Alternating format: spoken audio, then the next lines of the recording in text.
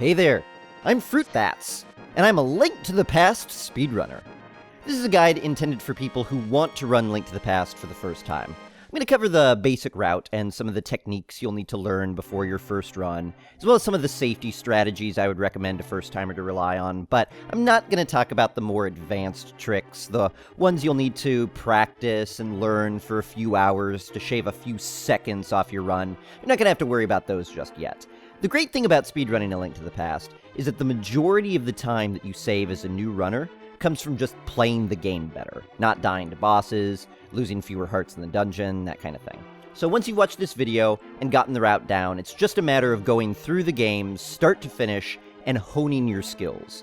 Once you start to feel more confident, you could start dropping safeties and learning more difficult tricks and that kind of thing. But for now, this is just going to be the basic route and the techniques that I would recommend you start with.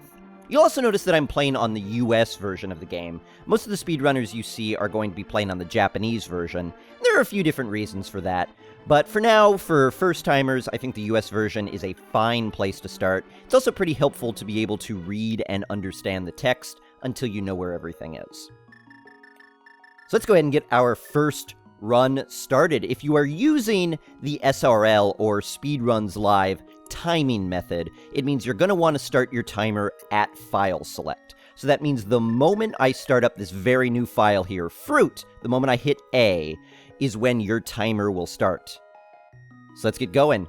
Your very first speedrun starts right now.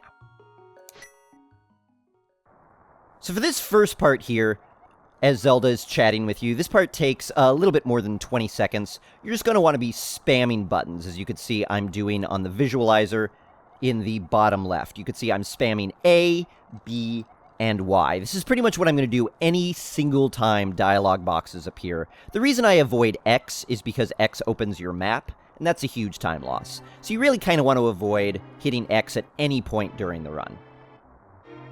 Get Link out of bed here. So come out here, pick up these bushes, head around Link's house, and go this way. This first segment here is pretty much just knowing the route to follow. Not a lot of very difficult strategies, not a lot of big time saves or time losses. You just need to learn where to go. Pick up this bush, fall down here.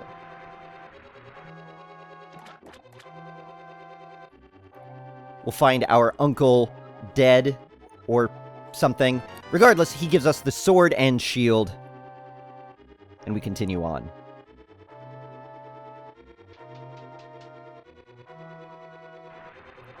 As you come out here, use your sword to slash through these bushes. Be careful of these guards. They move randomly, but they tend to be pretty easy to avoid with a little bit of practice. We'll head into the castle, avoiding these guards again. Up through this way. These guards can be a little bit tricky in this hallway. Just kind of avoid them. That'll take a little bit of practice. Come down here. Now this guy can be killed a number of different ways. That I just did right there is probably the easiest and fastest way to do it. But if you don't want to do that sword spin, you'd also just slash him 3 times. Pick up his key, and continue on.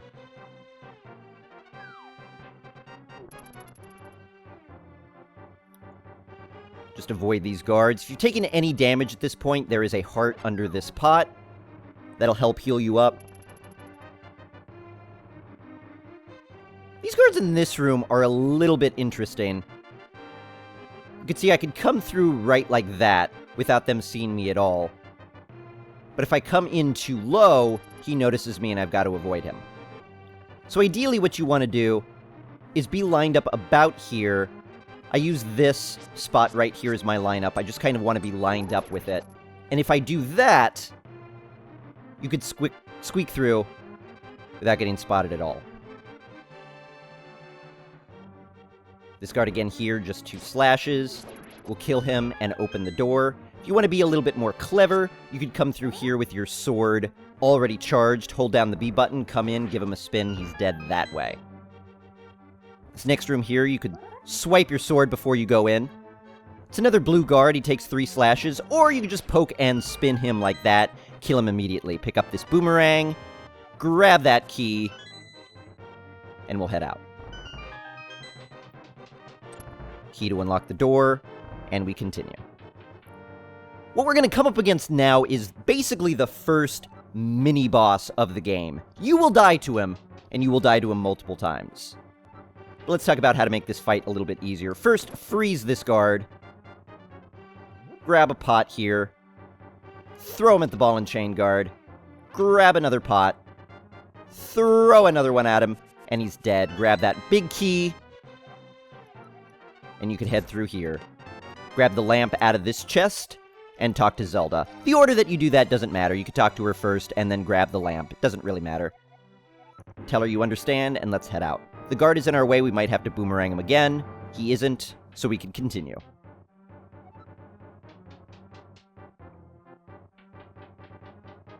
The ball and chain guard has a few different ways that you can kill him. As you get better, you might decide to only throw 1 pot at him, and then give 4 more slashes. Or you might decide, ultimately, to just do 8 slashes and kill him that way. But he's pretty dangerous. He will kill you. You will lose some of your early runs to that first mini-boss. Do your best. And just keep following this route. You can see we come back pretty much the same way we come in. We ignore this guard this time. One of the hardest things to pick up in this game if you're a new runner is not wanting to kill every enemy on the screen. Just waste time. So the ones we don't have to kill, we ignore. Try to get through this hallway again. You do have the boomerang at this point. So if any guards get in your way, feel free to hit them with the boomerang. Slash them out of the way, it's fine. Go through our dialogue box there, and we continue on.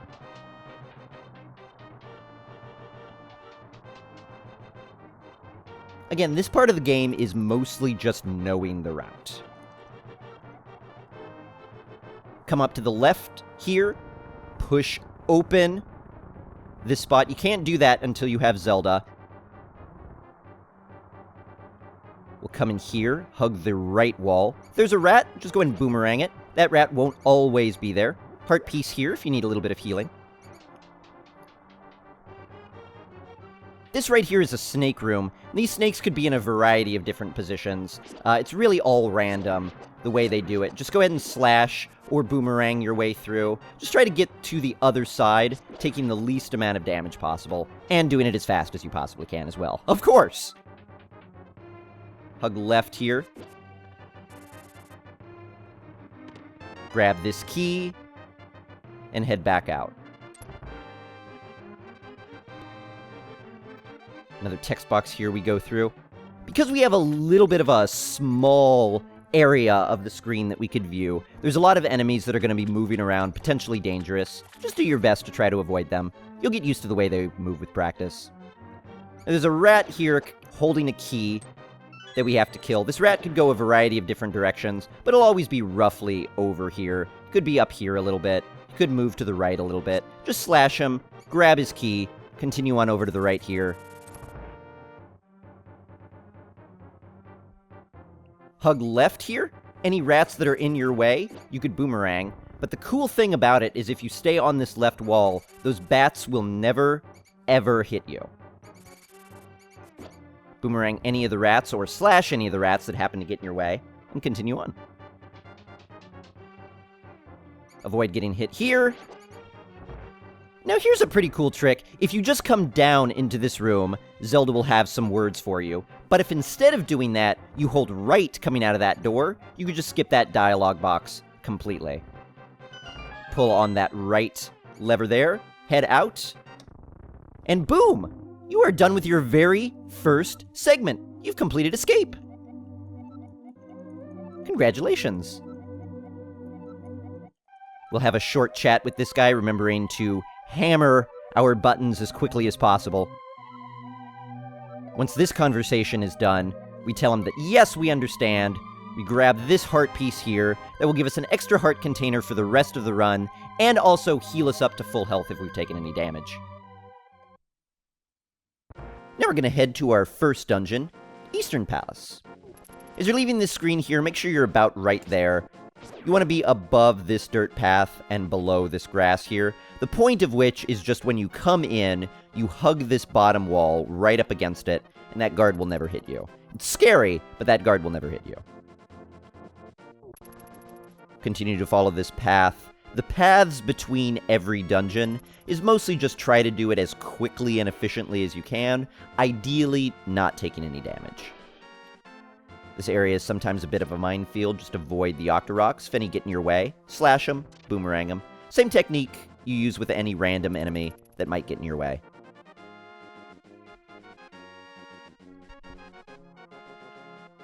Get this Octorok out of your way, come up these stairs. Avoid getting shot or hit here. This Armos, wait for it to come to life, boomerang it, and then walk through it.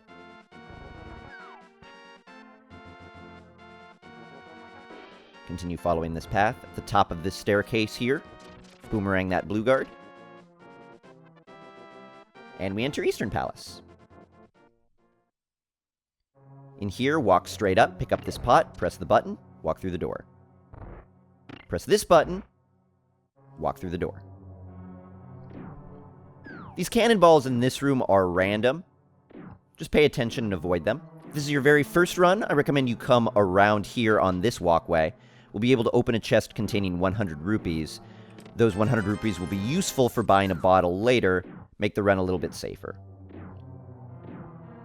If it is not your first time, just walk up these stairs through this door.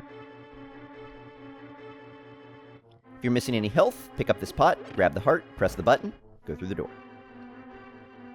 In this room, just avoid the skeletons. If any get in your way, slash at them. Now this next room is the first room where you'll be using an actual speedrun tactic, and I'll show you how to do that.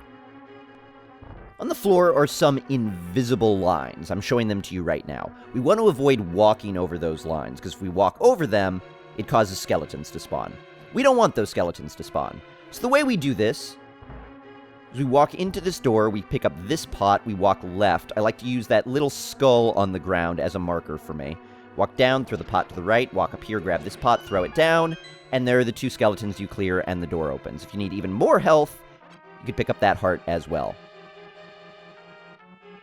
Walk through this door, ignore that treasure chest. It's hard to do at first. You'll get into the habit of avoiding treasure chest and monster drops. Look straight across this room here. We're going to pick up this pot in order to get 5 arrows. That's going to be useful for the boss of this dungeon as well as the boss of the next dungeon.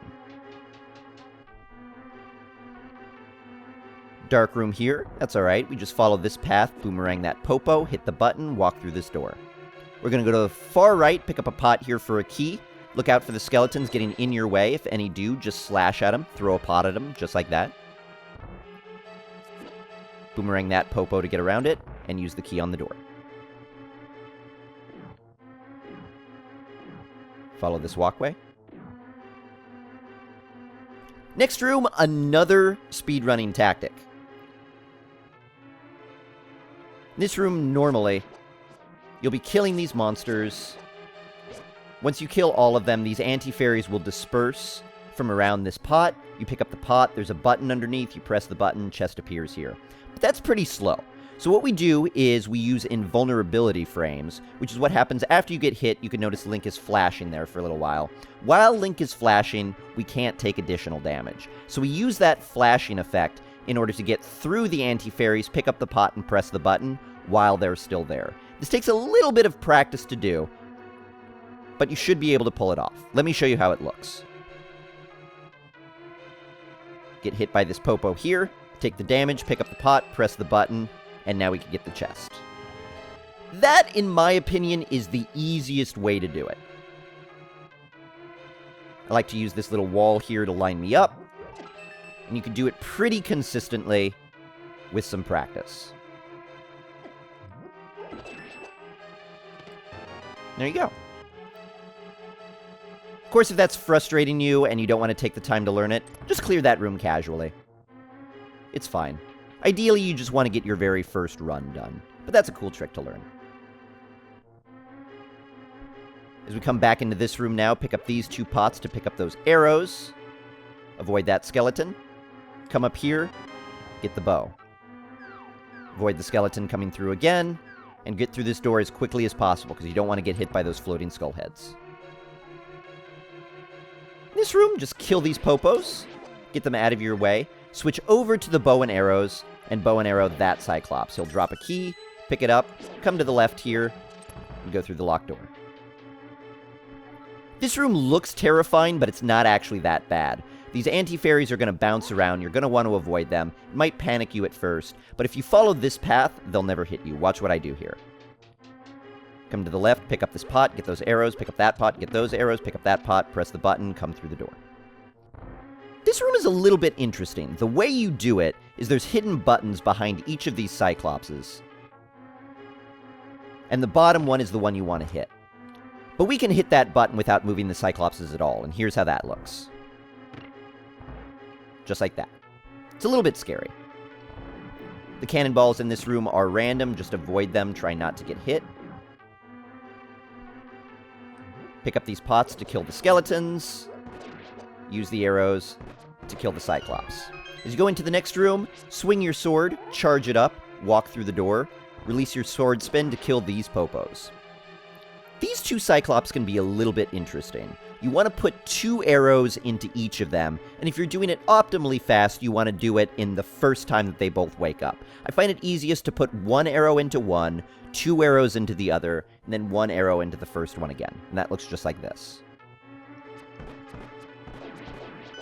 If you're fast, you'll be able to do it. This is also a great time to talk a little bit about arrow mechanics. So Link's arrows do not follow a pattern of you just hit Y as quickly as you can and they shoot. You notice Link pulls out his bow but doesn't fire an arrow as I'm spamming the Y button. That's because you can't shoot a second arrow until the first arrow hits something. In this case, it would be the far wall. So you'll notice if I hit Y, the second arrow won't be shot until the first arrow stops moving. See how that works? So you need to learn how to time your arrows for certain areas like these 2 Cyclopes, and most importantly, for this boss that's coming up. Let's fight our first dungeon boss.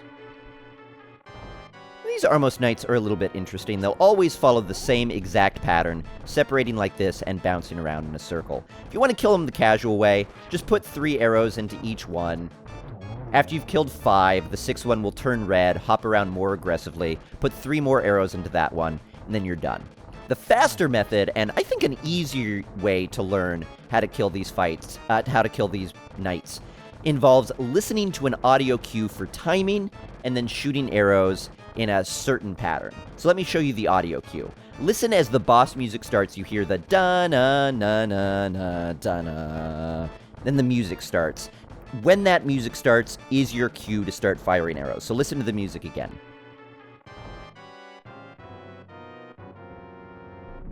And then right now is when you would start firing those arrows. So now let me show you the position where you want to fire arrows, and then we'll do this fight.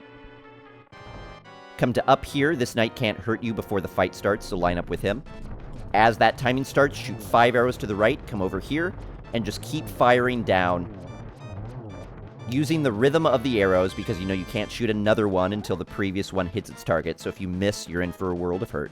But keep practicing that, and you'll get it down. The reason we want to shoot 5 arrows to the right here in the beginning is we get 2 arrows into that remaining knight. Then when he comes around in his circle, we kill him almost simultaneously with that second to last Armos. And the key for that is that if we kill that 6th one very quickly after we kill the 5th one, it never turns red, never starts bouncing around. So that's the best way to kill the Armos Knights there. Practice and you'll get it. Of course, if that technique is a little bit too frustrating, you just kill it the casual way for your first few runs. It's not that big of a time save in order to kill the Armos Knights that little bit more exciting way, but it does save some time. The next dungeon we'll be going to is Desert Palace.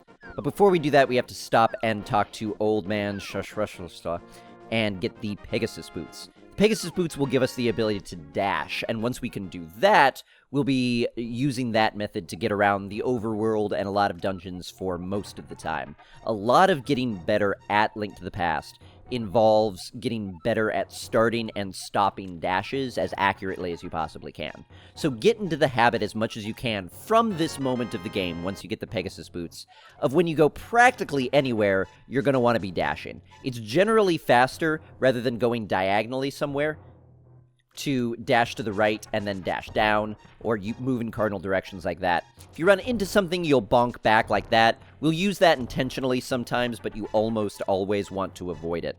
There's also a very important movement trick that we'll use a few times, including in this room for the first time, involving dashing, which is if you start a dash and then turn while you're charging it up, you will end up dashing in the direction that you turn to. So we could start a dash, let's say, down here, facing down, and then turn to the right and end up dashing right. It looks like this. So you can see we start the dash facing down, but then turn right before it executes, and we're able to dash right instead. The reason this is sometimes important is as we come back here, pick up this pot and throw it here, it's really hard to dash up into this, because as you turn up, you have a tendency to want to grab onto the wall, which makes it hard to dash. So if you do it instead as you're coming left, hold A, turn up, and it's easier to bonk through that way. I never knew, by the way, that you could bonk those open with dashes until I started speedrunning. I always thought you had to use bombs. So come here into the back room, pick up 100 rupees and 3 bombs. Those will all come in handy in a bit. And again, from this point on, we're going to want to be dashing almost everywhere we go. Anytime we have more than about 4 tiles or so to travel, it's going to be faster to dash. Watch runs, practice, you'll get paths down. A lot of overworld movement is just watching where to go and how to get across things quickly. Be careful of these guards here. They could be pretty dangerous. Just try to dash around and you'll be fine. Make sure you leave this screen up high so that as you dash through here, that bottom guard won't get you. Come down through here, just slightly above that path. That way you cut through those bushes and keep coming this way. One of those few times that you do want to move diagonally. I like to line myself up with this bush here to start my dash, because I know when I do that, I could get safely right through. Come up through here. Doesn't really matter the exact path you follow. Ultimately, you just want to come into this building. Dash into that bookshelf to knock off the book. Pick up the book, and we continue on. Book is necessary for us to get into Desert Palace. A little bit of a deviation here. If it's your first run, I recommend going to pick up the bottles right now. You don't have to do it. There's a way you could get it later, and I'll show that as well. But this is the first good opportunity for you to come up and get the bottles. So let's go ahead and do that. First, you want to dash into the back of this bar building here. Pick up this pot, open the chest, and there's your first bottle. Then directly above this building is the sick, dying boy who gives you the net. Nets will allow us to catch fairies, and then we'll put the fairies in the bottle, and then if we ever die, the fairies will revive us. We could go back the way we came at this point, but if you'd like a second bottle, here's your opportunity to get it. I should be dashing. You should get it from this vendor here. This will cost the 100 rupees that we picked up, but we do get a second bottle, making it a lot safer. Now we just leave. And we continue on. If you had decided to skip the bottles, you would be right here, and you would just be exiting the screen.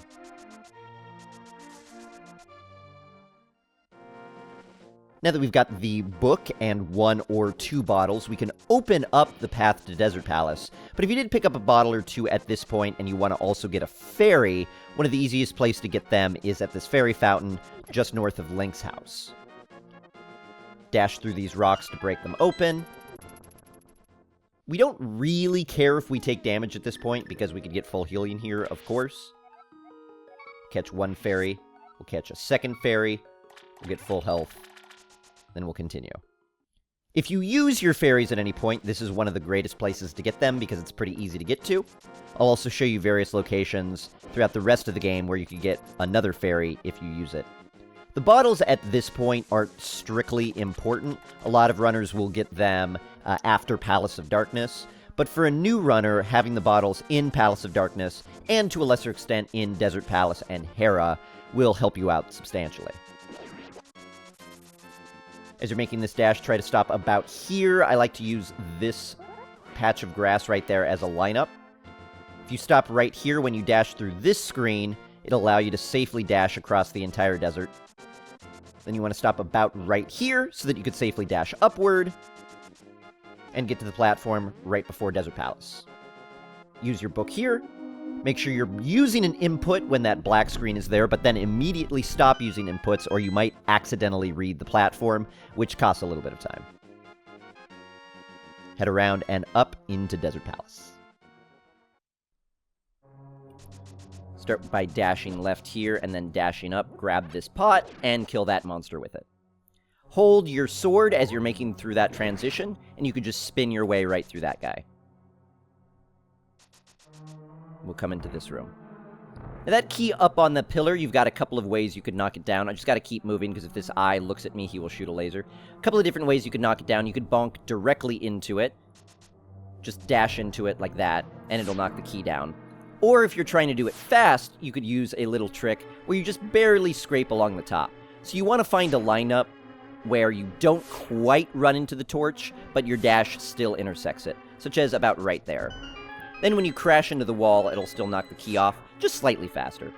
If you're not getting the hang of it, don't worry about it. You can just bash into the torch, knock the key off, and that's fine as well. Keep going this way.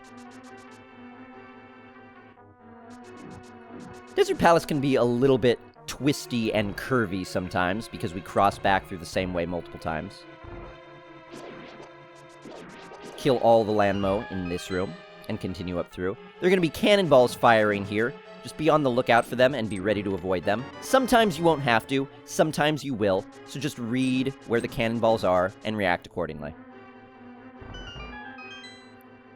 With the big key now, we could continue on and open the chest.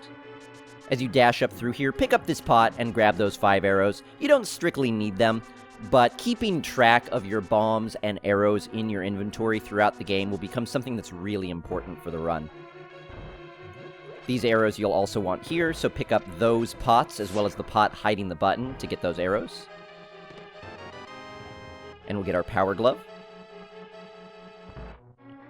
As you come through here, you have to hit that button again and just dash through the door. As you're coming through this transition, hug the right wall. It means that if your dash is a little bit slow, you won't hit that quicksand. As long as you're to the far right, you'll be okay.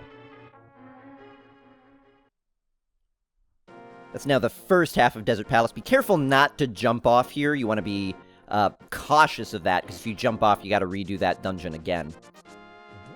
Dash over here and into the second part of Desert Palace. Push this block. You could push it in any direction. As long as you do it quickly, that I-beam will never see you. Grab this key, and now we're going to use a trick called key dashing. Key dashing involves being a specific distance away from a door and initiating a dash and being able to dash directly through it. If we don't start the dash on the right spot, we'll instead bonk off of it. Ordinarily, you won't have to be avoiding these tiles, so don't worry about it. I'm just doing it while I'm giving this explanation. So I'll show you how to do a key dash in this room. As you come in and pick up this key from this pot, make sure you stay stuck along this bottom wall here. I'm just going to wait for the tiles to get out of here. Just one more after this one. There we go. Stay along this bottom wall here, and as you get to about in front of the door, do what we were talking about in Shashrashashala's house, and initiate a dash facing right, and then turn up, just like this.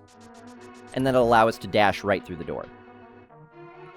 There are a few different lineups that you have to learn just for where you key dash. I'll show you them.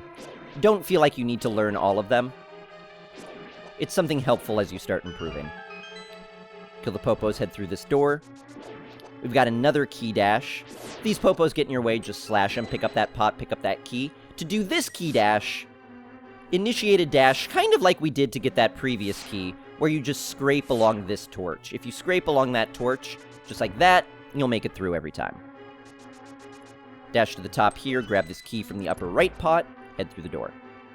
If you're missing any hearts, you've got 2 hearts in pots here. If you're missing any arrows, you've got arrows in this pot as well. I always like making sure I have more arrows than fewer, because you want to make sure you manage your resources as well as possible. Switch to the lamp. This Cyclops will awaken. You don't have to kill him, just avoid him as you light all these torches. Oops. There we are.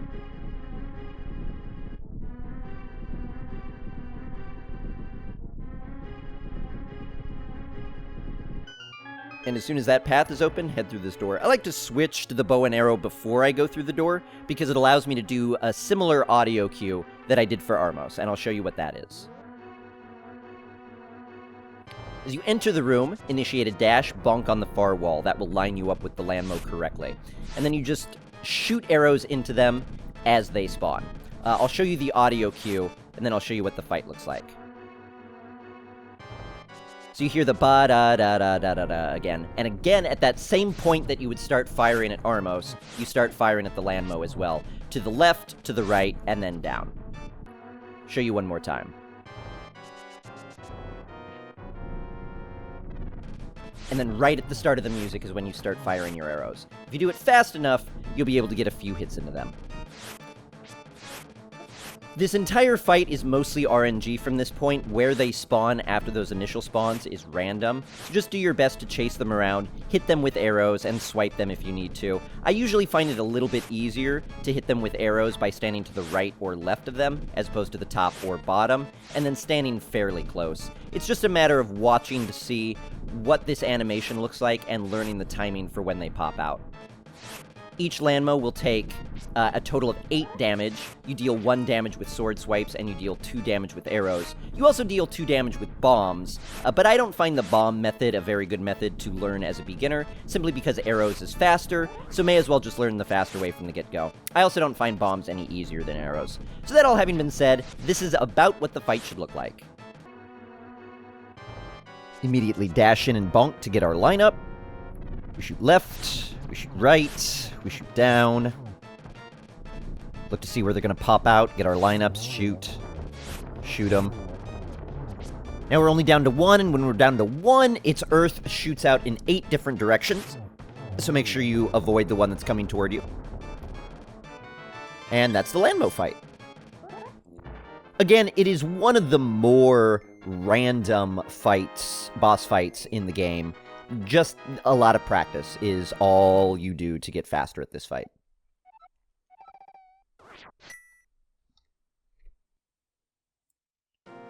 Pick up this rock, dash over to the right. Line up with this right wall here. It'll make the dash down a little bit easier. Just dash down from this point. What we're looking for is this spot right here. This kind of, you notice, looks like an octopus a little bit. And as you're dashing down, you want to stop at the top of the beak of the octopus, because now when you run right, you'll have a nice clear shot out of the desert. Keep following this path. Again, you want to be dashing as many places as you can go. Dash up here. Lift this rock out of the way and keep going. Still dashing as often as we can. Now in this screen you could dash really wherever you just want to go left, but if you go slightly below the grass here, you could stay below it without having to cut through. When you run through the grassy areas, it does slow you down a little bit, so if it's possible to avoid, it's better to avoid it, but it largely doesn't matter. We're talking fractions of a second that it saves, but it's not that big of an adjustment to try to avoid it. Again, just keep following this path. If you line up with this tree root here as you're switching screens, it means when you get here, you could dash up safely without hitting any of those trees. Come over here, lift up this rock, and head into the cave.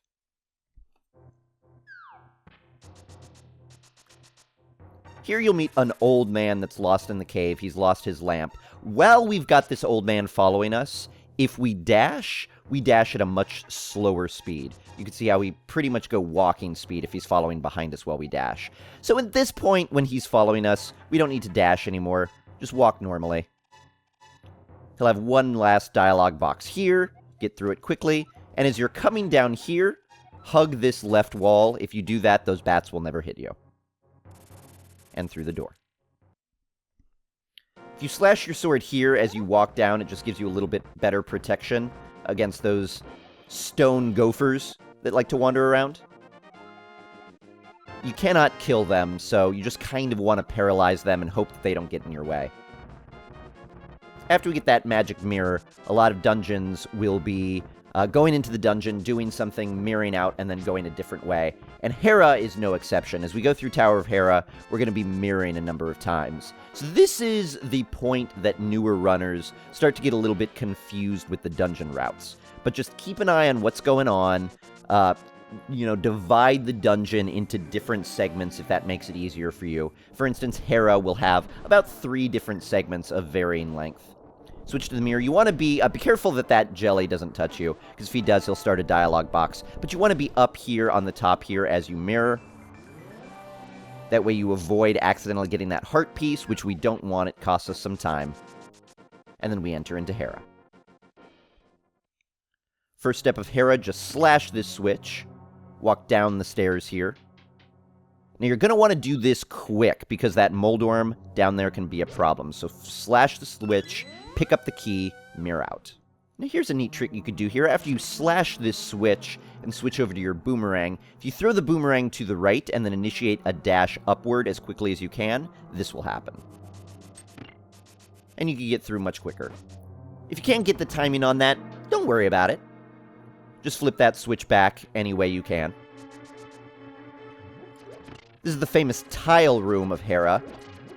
We cannot go through that door until all these tiles are destroyed. So just take your time in here. Try not to get hit. I like to hold my sword upward. That way if any hit me, all it does is hit my sword, and I just have to recharge it. You could also use your boomerang here to break some tiles. If you're moving sideways, you can throw the boomerang sideways.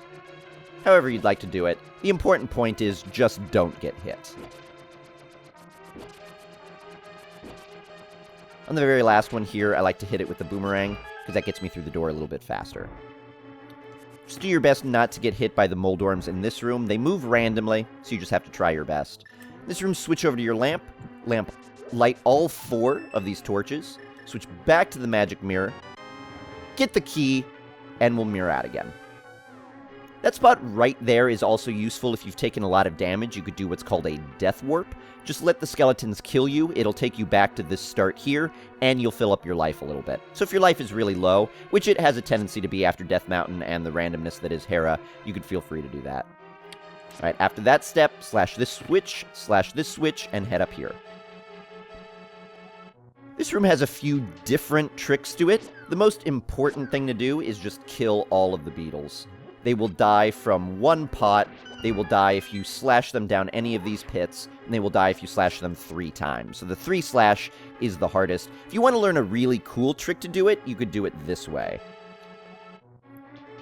As you come up here, you make a quick movement to knock that beetle down the hole and flip the switch in the same slash and lift up the pots and kill the other 2 that way. Don't worry about mastering that. It's a cool looking trick, so it might be something you want to pick up. But don't worry about it too much. Hug this bottom wall here, and you could walk safely along this pit without falling in. You could also dash. I like to slash this. It's the safety switch. It'll get us some hearts right before the Moldorm fight, if you need any. This room here is a lot of randomness. Just try to avoid these 2 mini Moldorms best you can. If you need a heart, that pot has one. This trick here is called the Moon Pearl Bomb Jump. It's one of the first tricks that most runners will learn. If you're playing on an emulator, it's a good idea to make a save state here, because you're probably going to have to try this a number of times. Slash your sword. This makes Link move slower as you've got it charged, so it's easier to control your movement. Back up until you're close to the pit. You don't have to be right on top of it or anything. As long as you're in between these 2 lines, in this area right here, this trick will work. This is a trick all involving timing, so I'll show you the timing that I use. I drop the bomb, I count to 3, and then I make a dash to the left, and as long as you time it well, it'll work every time. So we drop a bomb, 1, 2, 3, start the dash, and we get blown across. Practice it, you'll get the hang of it. Find the Moon Pearl here, and then just walk down. If If you're struggling a lot with that trick, you could also do it the normal way that casual runners will do. It involves walking up these stairs and falling down the proper pit. It's fine if you want to do it that way, but you will be doing a number of bomb jumps throughout the entire run, so it's a good idea to get a hang of it now when the stakes are a little bit lower. Since we flipped that safety switch, all of these pots here contain hearts. It's a great way to fill yourself up if you're needing some health. Pick up as many as you need, and then dash through this door up here.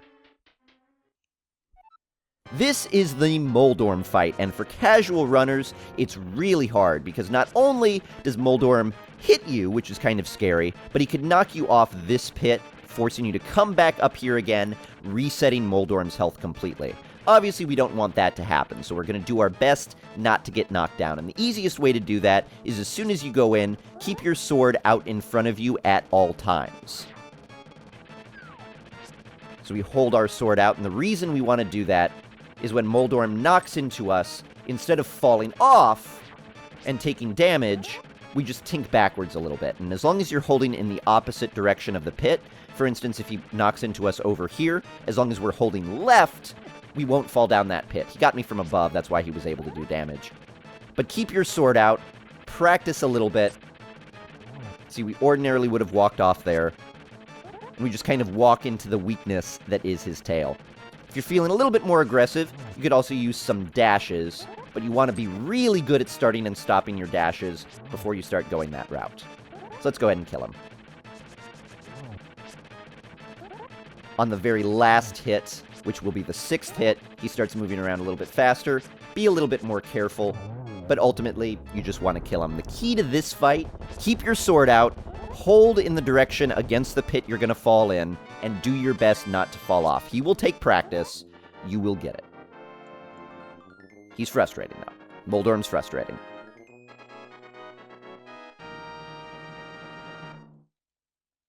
And there is Hera. We've now got all the pendants. Let's go get the Master Sword. Fortunately, going down Death Mountain is substantially easier than coming up it. Just dash over here. Jump off this ledge, shatter every bone in Link's legs, and continue on. This dark cavern has a lot of pits. They're a little bit hard to avoid.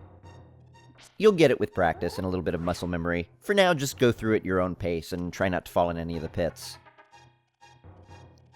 This room can be a bit of a troll room, because the tendency is to want to dash, and if you do that and don't stop in time, you'll bonk on that wall, you'll fall down the pit, you'll come back here. Terrible thing to have happen in a speedrun. So we use something called pause buffering, which is hitting the pause button to open the item menu. Gives us a little bit more time to evaluate our position on the screen and make a decision. Looks a little bit like this. You start a dash, and as you feel like you're getting close, you hit the pause button, switch over to the boomerang, because that's the next item that we'll be using. Then we have enough time to stop that dash, make it through the door. We're going to head now to the Lost Woods to get the Master Sword. The Lost Woods, very appropriately, is a place that's very easy to get lost in, particularly if you're a casual runner. I like to enter the Lost Woods on the screen transition from up here. Reason being that when you initiate your dash, that pickle monster will be less likely to electrocute you. Look out for that crow. He tends to be a troll sometimes. You can pick up this mushroom either now or on the way back. I like to pick it up on the way back, just because it does respawn, so you could potentially pick it up twice. It's a little bit safer if you get it on the way back, but whatever works for you. Dash up here, be careful not to bonk there. It's easy to do. And get the Master Sword. If you are doing just a Master Sword run, your timer stops the moment you hit A to pick up the Master Sword. So if that's all you're doing, congratulations, you've made it to the Master Sword. You've completed your Master Sword run. But if you're planning to do the full any percent no major glitches run, we'll continue on here. We've now got the Master Sword that enables us to kill Agahnim and enables us to get to the Dark World to complete the harder segments of this game. Throwing the boomerang right there is optional. Didn't mean to do it. Now we'll have one more quick chat with Zelda where we find out she's been kidnapped. Look out again for that crow as you're leaving the screen. Get the mushroom now if you did not get it on the way up. keep following this path here. Another potentially trolly crow. And we leave Lost Woods.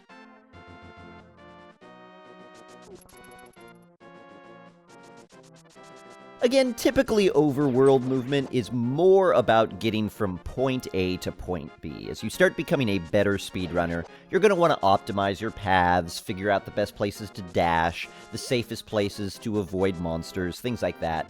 But as you're just starting out, the important point is just that you get to where you need to be going. Specifically, where we need to be going is back into the castle so that we can head to Agahnim's tower. This room might seem familiar, but this time we go down out the door instead of up through it. Break through the seal here. Dash through this room, and in this room, charge your sword up, face down, and make sure you're lined up with the bottom wall. We're going to wait for those guards' shoes to touch, and then we'll move up, spin them, and kill them in one attack. I'll show you that again. We come in, swipe down, line up against the bottom wall, make sure our sword is charged, wait for those shoes to touch, and as soon as they do, move up and spin them, and you'll kill them every time.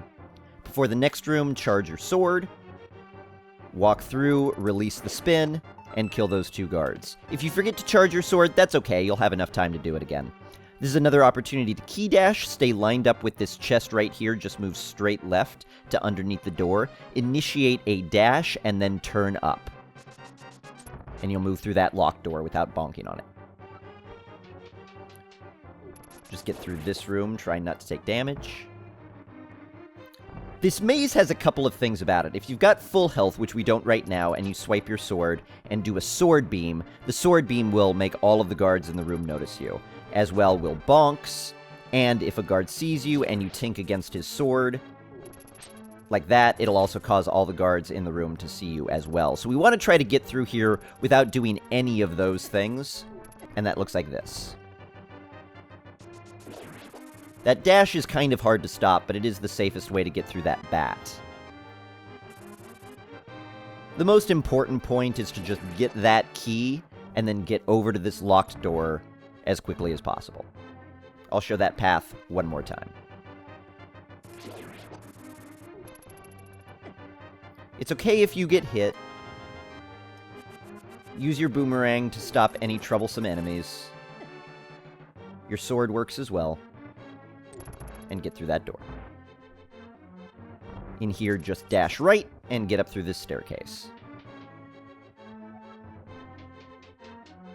Again, just dash down and get through the door. I like to boomerang this guard, no matter where he is, and then dash through this door.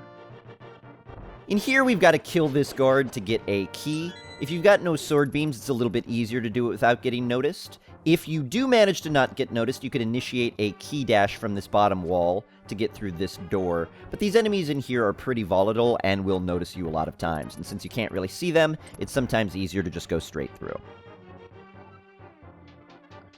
This room requires us to kill the 2 red guards before we can continue. The bats do not matter. So just kill the red guards, or kill the bats if they get in your way. Same thing here, gotta kill the 2 red guards before we move on. These red guards pretty frequently drop hearts, so if you're low on health and worried about it, you could pick up a heart here. I'm not worried about it, so we'll continue on. This room is kind of fun, just pick up the pots and throw them at that middle guard. If this guard gets in your way, just slash him and kill him. If he doesn't, just ignore him. Pick up the second pot, kill that guy. Soon as his key drops, use your boomerang to pick it up. Make sure you pick up this pot here to get these arrows, and head through. Dash here and head up through, and you'll usually not get hit by those guards. Push this statue to the left, and through this door. This room can be a little bit tight, but if you're quick, you'll be able to boomerang that guy and dash up here without anything bad happening. If you're a little bit slow, it's fine. Just pay attention to them, try not to take damage. As you come into this room, move over to the left. Gets us in a better position for after this cutscene ends, because now we just have to watch helplessly while the beloved Princess Zelda is sent to the Dark World by the evil wizard Agahnim. There's nothing we could do to stop him, apparently. And now the sorcerer will vanish. We have no idea where, except we've played this game before, so we know where we're going. We go back here. This fight is a little bit interesting because it's purely random. Agahnim's got 5 attacks that he'll do per cycle. The first one will always be this energy ball that you could reflect back, just do a sword spin standing to the left or the right of him. Then these next 3 attacks are random. He's got a 50-50 chance of doing that blue ball attack that we can't reflect back, and that energy ball attack that we can. He'll do 3 of those 50-50s. We hope we get energy balls. Got 2 out of 3 energy balls. And then his 5th and final attack will be this lightning bolt attack that we can't do anything about except stand up here. Then the cycle repeats. We get 1 energy ball, and then a 50-50 chance on the next 3, and then that lightning. He takes 6 energy balls to kill. Cross your fingers and hope for good luck. This is now also a nice time to relax after some of those stressful dungeons.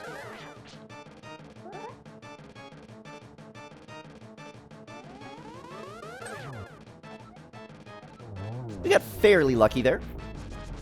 Didn't take too long. We could get up to 15 blue balls if we're really unlucky. So we hope that that doesn't happen, but sometimes it will. It's the most random, or what we would call RNG, random number generator, most RNG heavy boss fight in the game. So sometimes you could get supremely unlucky. Other times you might be able to make it out with 0 blue balls. Usually, you'll get a few. 2 to 4 is pretty average. Just do your best in the fight, make sure you reflect the energy balls, and you'll be fine. This is one of the longest conversations in the game, particularly on the US version. Just keep spamming those buttons until we get through it, and as soon as we are... Alright, now we get to start the Dark World. The Dark World represents a pretty substantial spike in difficulty, because we don't have that many heart containers, we still have the green mail, and the enemies here deal a ton of damage. So be very, very careful as you move through the overworld here, making your way to Palace of Darkness. Palace of Darkness is the hardest dungeon you face so far, but the overworld is the real danger, because you could lose so many hearts just on your way.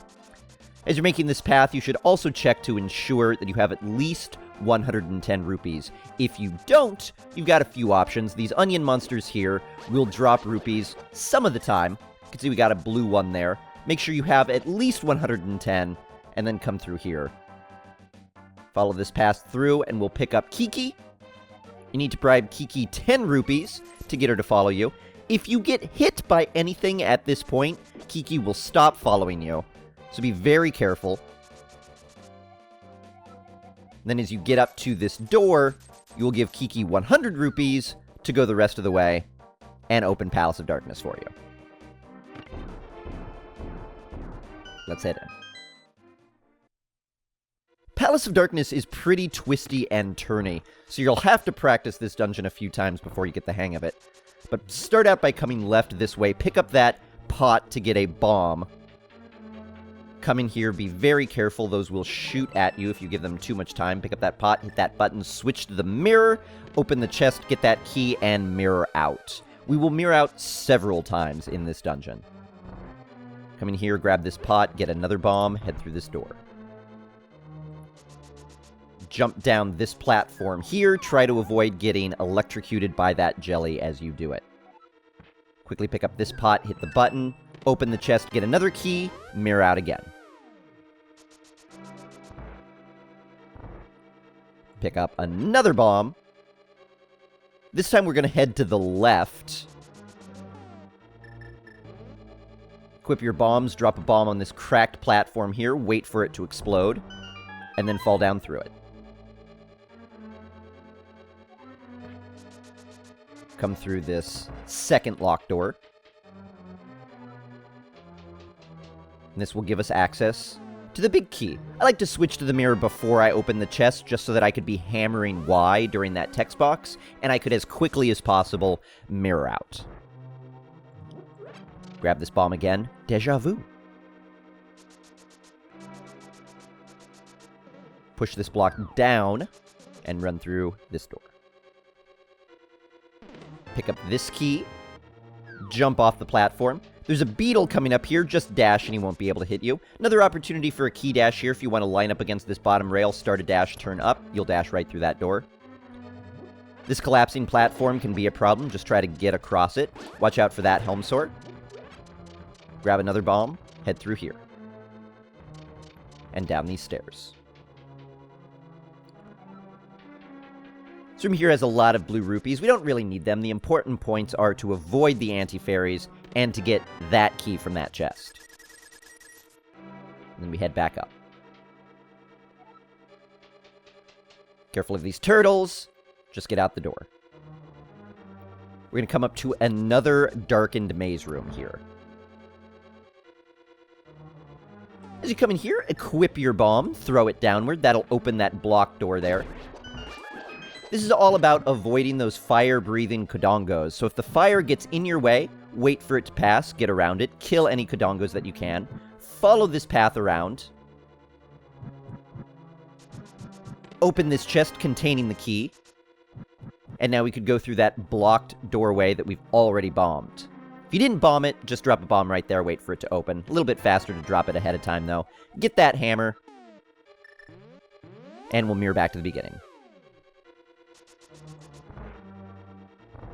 Pick up yet another bomb from these pots. Last time that we'll be coming through here. But we do come this way again. Switch over to your arrows. This is a little bit of a trick shot, but you want to be slightly below this chest and slightly above this corner right here. And if you stand approximately there and shoot an arrow, you'll be able to hit that switch, jump down here, run through the door.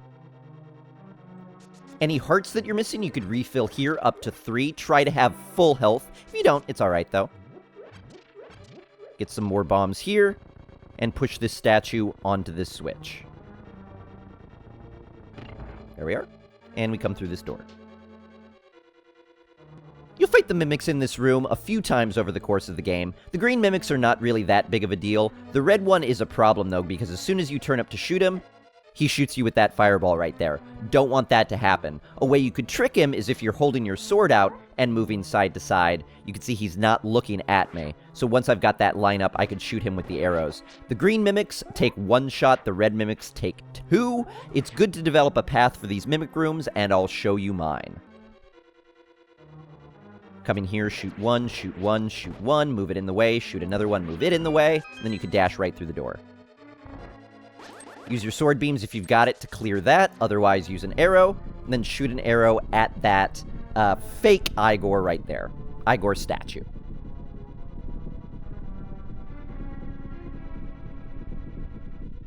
Link to the Past has several moments where you just wait for a wall to move out of the way. It's a good time to get a drink of water, rest your fingers a little bit, and we'll continue on.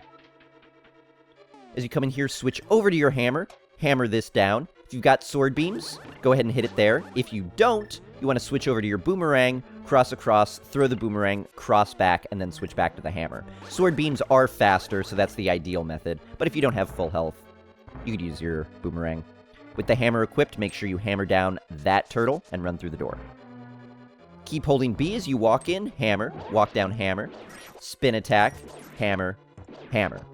That's how you do the turtle room optimally. It's a little bit of a challenge to get the hang of, but I'll show you how to do it again. We're holding B, come down between those 2 turtles, hammer, come down, hammer again, spin, hammer, hammer. If you can't manage that, it's fine. Just hammer, flip the turtles over, slash them to kill them, get through this room as quickly as possible, but that method is one you're going to want to practice. Push this block down, and we go through the warp. 2 rows of turtles here. Hammer the first one, hammer the second one, and we come through this door into Helmsor. Hold down the B button as you come in to keep your sword out. That'll just make it a little bit easier. Just like with Moldorm, holding the sword out will cause us to tink off Helmsor's mask here. Helmsor's got 3 different attacks. The first one is that fireball attack, which then fan out. He's also got a second attack, which involves him swinging his tail faster and then attacking with it. And his third attack causes him to lunge forward. While his helmet is equipped, he can only do one of those 3 attacks at a time. After we knock that helmet off, he can do all 3 attacks, up to all 3 attacks, or just 2 of them simultaneously. So he gets harder once you knock the helmet off. Here's what the fight should roughly look like. As you come in, start hammering on his helmet. Once you see that second piece fall out, We know that he's got 8 more hits left. 1.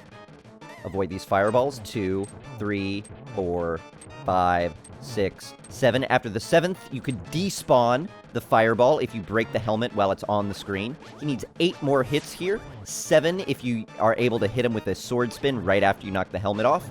Just go as quickly as you can. Try to kill him. Helmsor is the reason you're going to want to get 2 bottles ahead of time if you're struggling with this boss. He's very, very difficult. Expect to die several times. Have the bottles if you need support, but expect to die to Helmsor several times. Learn his patterns, practice him, and you should be able to kill him.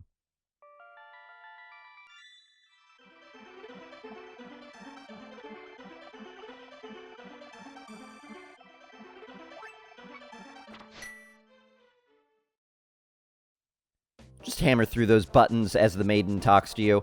Some of those maiden conversations are fairly long, particularly that first one. Hammer buttons, you'll get through them eventually. Again, it's a nice time to mentally relax and prepare yourself for the next dungeon, which in this case is going to be Thieves Town. Reason we do Thieves Town next is it gives us access to the Tempered Sword, which makes the rest of the game a lot easier. If you used any fairies and you want to recover any, you could knock into that tree, and it'll knock a fairy out. You could catch it, you could use it for healing, whatever you need, but it's a nice little fairy to know about. Continue on here, again being very careful not to get hit by enemies. I like to be a little bit down to knock that guard out of the way, so it gives me a little bit more time to break through here. Move up to line up with these bushes so that when you dash through, this spear thrower right there won't hit you. Dash to the left, staying a little bit high this time, so you can get around that tree and dash into this clearing here. Here we will talk to the mysterious fox flute boy that haunted my nightmares when I was a kid, because this is a really creepy part of the game. But all we need from him is the shovel. We switch back to the mirror. Mirror back to the light world. Switch over to the shovel. And on this patch of flowers here, dig up the flute. We watch a little bit of a cutscene where we get trampled by that pink chocobo, or whatever it is. The flute boy disappears.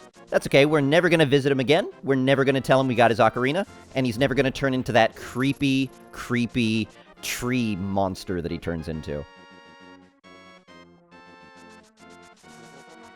This might look familiar. This time there are guards, though. In particular, that red one has a tendency to chase you down and hit you because he is so fast. Be careful with him.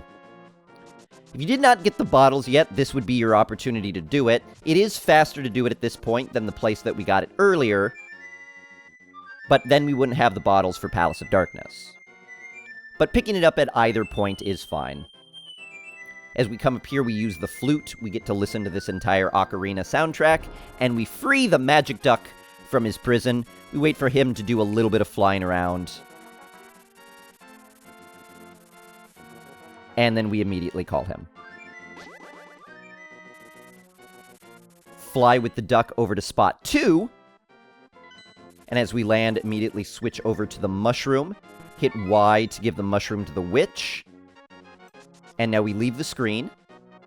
Then we come back, and we could go into the witch's hut and get our reward for giving the mushroom, which is the magic powder. If you've taken any points of damage, you could talk to this witch here, get a sample of red potion, and heal yourself up to full. Switch back to the flute. Wait for the duck to pick us up, and we go back to 3. With that little detour complete, it is time to go to Thieves Town. This screen here could be kind of irritating. These guards have a tendency to really want to ruin your day. Just try to get through safely. Dash through that bush, and through this transition. Switch quickly back to the hammer. Hammer that down, lift up this rock, and through that portal. These bushes can have all sorts of nasty surprises, just hope they have none, and continue on. Try to line up with the top of these benches right here, and that gives you a clear dash right into there. This pitchfork is a little bit interesting. If you grab it in the middle and pull it, Link will roll all the way backward. We can control his roll a little bit more if we grab it more toward the left. You can see we don't roll back quite as far. And here's Thieves Town. Thieves Town, again, very twisty and turny. The goal is to try to take as little damage as possible, and to just try to remember this route. It's 2 different levels, a lot of screen transitions, and a lot of dangerous enemies. So it takes a lot of practice, but you will get the hang of it. Come through here, and we open this chest to get a key. There are, by the way, bunny beams scattered all throughout this dungeon that could turn you into a bunny. If you're a bunny, you could no longer use your sword, and you could no longer dash. Try to avoid them, but if you get hit, it's not that big of a deal. And through the big key door. As you come in here, dash up, grab this key, dash back down again, and use it to get through this door. Careful here of that fire snake.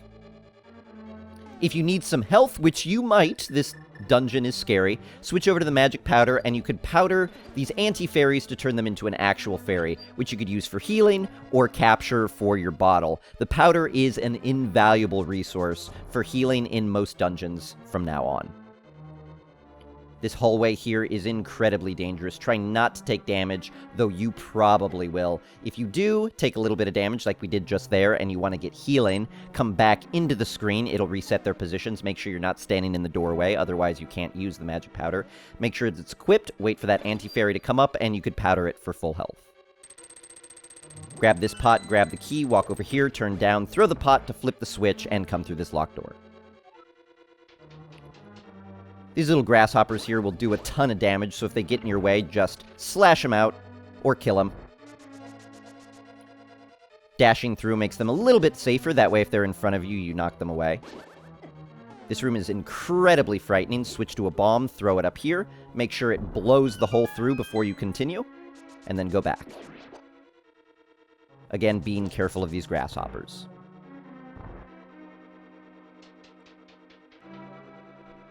There's a few different reliable ways to avoid these spikes. You could just walk through them if you'd like, but that's a little bit slow. If you want to learn a quicker way through, it's all due to timing with the dashes, and here's how that looks. As you come in, move right, start a dash, dash down, and you'll be safe.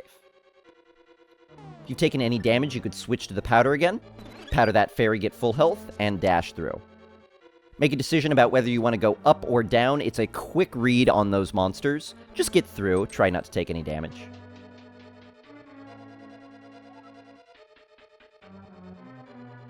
That red horse head could be a problem, which is why I like to go down in that little crevice there. Makes it more likely that I'm going to avoid him. It's safer to just straight up kill these blue horse heads. Sometimes they'll get in your way, particularly if you're doing some other things in this dungeon. Ideally, if you need some hearts, you could get them here. There's also a bunny beam under this pot. You can see if I pick up the pot, it releases the bunny beam, and he could hit me, turning me into a bunny. But if, rather than picking up the pot, I already have the magic powder equipped and use it, we get a fairy right away. You could catch that and put it in your bottle. You could get full health, whatever you need. The point is, talk to the maiden, quote-unquote, and get the key and keep dashing through. In this room, just initiate a dash, and you'll get right through that door. Very quickly here, switching over to the hammer, hammer through, pick up the glove, the Titan's mitt, and dash right through again.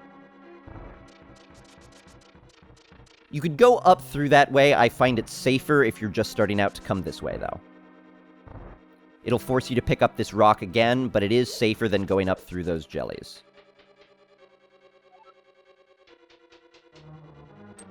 As you come into here, break open this pot or lift it up, doesn't matter.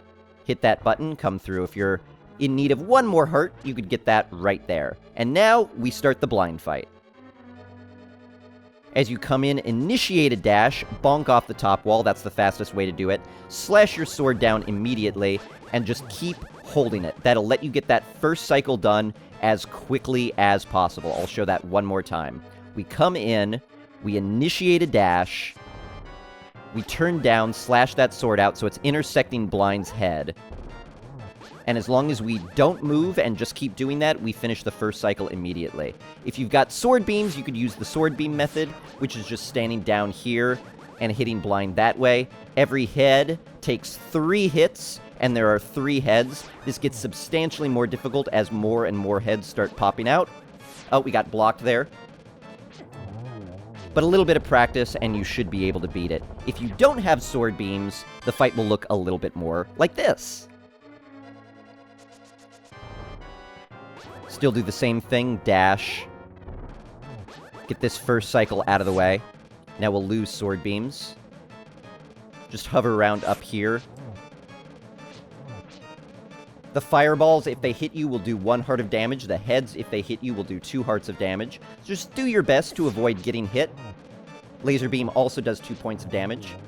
This is a fight that, no matter what way you slice it, will take a lot of practice. Blind will kill you, and he will kill you several times. But you should have 2 fairies in 2 bottles, so if you suffer a couple of deaths, it should be alright. Just do your best to try to kill Blind as quickly as possible. It is a fight that, once you get down to a nice programmed routine, will be pretty straightforward and easy, but until then, it takes a lot of practice. Again, we'll just hammer the buttons here, get through this maiden conversation.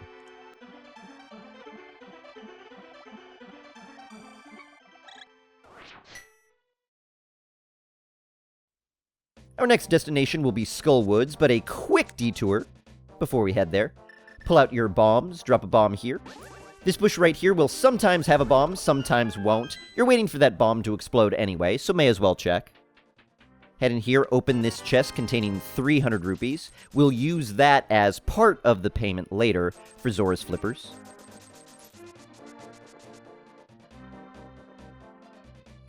Next part of our detour is getting the Tempered Sword. Talk to this frog.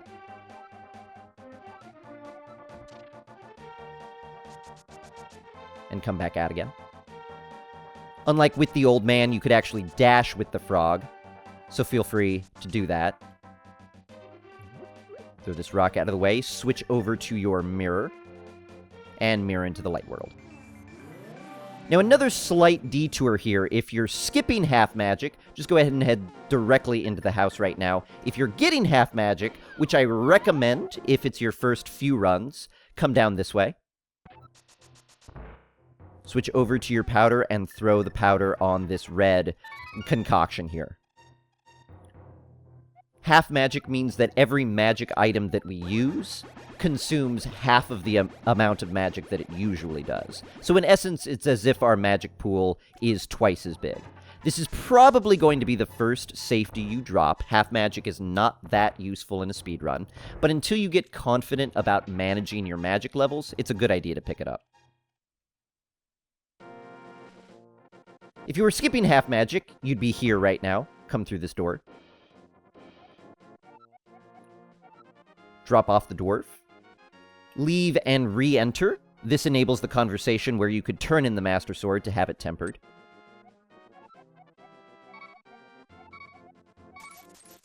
Costs 10 rupees. Quite a steal. Warp back to the Dark World. Your mirror would still be equipped if you're skipping half magic. Come slight of the way into the door. This is a pretty big window, but stand about here and mirror back to the light world. This way you go immediately, automatically into the building. Get the Tempered Sword, and we'll leave. And then we immediately warp back to the Dark World. That's why we put the portal there. One last chore. We need 300 more rupees, so we'll get them from this house here. We need 600 more rupees by the end of the game. 500 for Zora's Flippers, and another 100 for the big bomb that allows us to get the golden sword and the silver arrows.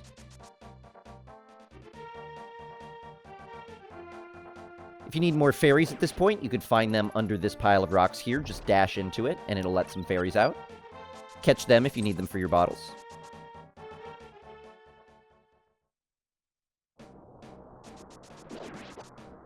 To get around this pit, just scrape along this wall as close as you possibly can as you dash. You'll get through just fine. Be careful not to fall down this center hole here. That puts you into a bad spot in Skullwoods. You don't want to deal with it. So when you dash through these bushes, either dash through the top row or the bottom row, but never the center row.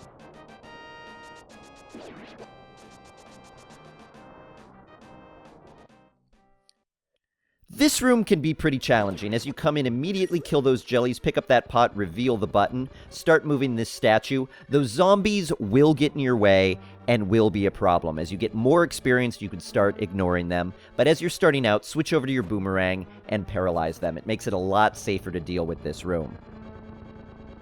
This dungeon also introduces wall masters. That guy right there. Make sure he doesn't grab you. If he does, he brings you back to the beginning of the dungeon. You have to start over. He doesn't do any damage, but he is a pain. There is another fairy underneath this pot in case you need it. Just switch over to your magic powder and powder there. You could get a fairy to either put in a bottle or to heal yourself. Get the big key here and mirror out. And leave. Now we head to another part of Skullwoods. Be careful of these monsters here. Again, remember, come through the bottom row, not the middle row. This room has our second bomb jump, so switch over to your bombs, slash downward, move backward until you're close to the pit. Just like in Hera, the window is pretty big. I'm showing it right now. You just have to be within those pixels. When you are, drop the bomb, do your timing again, and get yourself across that pit. The mechanism is exactly the same as it is in Hera. Just practice it, and you'll pick it up. Get the fire rod there, mirror out, and exit. Be careful of this monster here. Just slash it. Again, dashing through the bottom row, not the center row. It bears repeating, because it really hurts the run if you fall through the middle.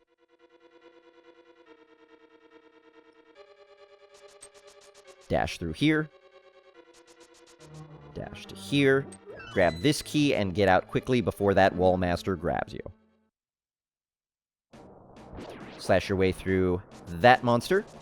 Dash up here, switch over to your fire rod to open up the last part of the dungeon. Jiggle left so you get around that block and dash upward. Watch out for that fire snake, and then go through the door.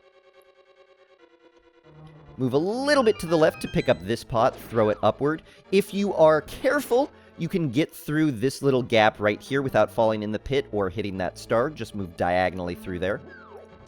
Get through this door. Fire rod, turn up, fire rod, fire rod, fire rod. Pick up these pots, fire rod, and fire rod. There is a rhythm to that, and if you follow that rhythm, it will save you every time. If you need some health, switch over to the magic powder. Take care of this Moldorm, powder that bunny beam, and get through the door. Switch again over to your fire rod upward to hit that zombie. Sometimes a monster will get in the way. It's fine if it does. Grab the key, get through here. The zombie is holding that key, dies to one fire rod shot. That's the easiest way to do it. Mothula is a very challenging boss, and a few things to note about him. This conveyor belt will move randomly in 4 different directions and will change direction during the fight. Mothula's main attack is to just hover around and use those beams, but the most dangerous thing are these spikes that move along the ground. There's a lot of things to keep track of and a lot of things to avoid. To do damage to Mothula, you must knock him roughly toward the center of the room, like that right there. If he's toward the edge, and I knock him into spikes, he won't actually take any damage. The reason for that is the damage he takes from the spikes, which is 0, overwrites the damage he takes from the sword, so you end up not able to kill him. In order to kill him, use your fire rod, use your slashes, and the fight looks roughly about like this. Try to position myself so that my first hit knocks him back into that block. He's getting into a corner, fire rod him to try to pull him away. Just try to get those hits in, try to get those hits. Okay, hit him into the wall, and yeah, okay, there we go. Got him. If he gets into a corner, use your fire rod to try to persuade him to come out of it. Make sure whenever you slash at him, you're trying to slash him into the center of the room rather than toward a wall. He takes ultimately 4 hits to kill. Do your best, use your fairies if you need to, and practice this fight.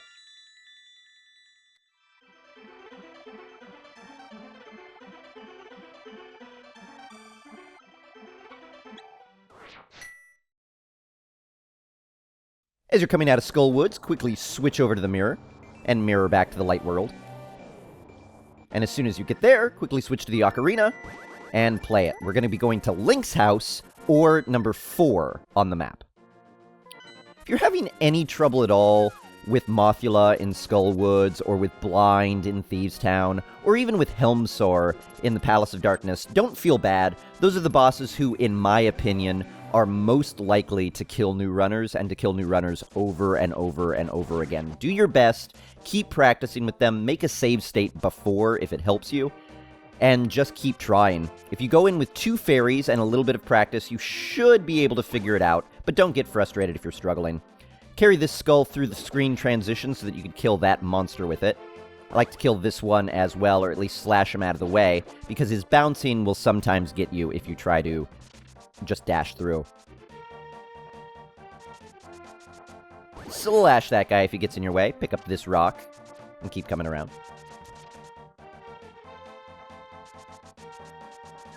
And you can throw anything into the circle of stones here, but I find this skull rock the easiest one. I also like to bonk there while waiting for the catfish to come out. A, you get Link looking kind of funny, which is always fun. And B, this is a helpful trick as you start getting better and want to do something called quick warps. Switch over to your mirror, and as soon as you get that medallion, mirror back into the light world. And now we'll head up into the Zora's domain to get the flippers. Dash through here, being careful not to jump in the water or get hit by any of the Zoras.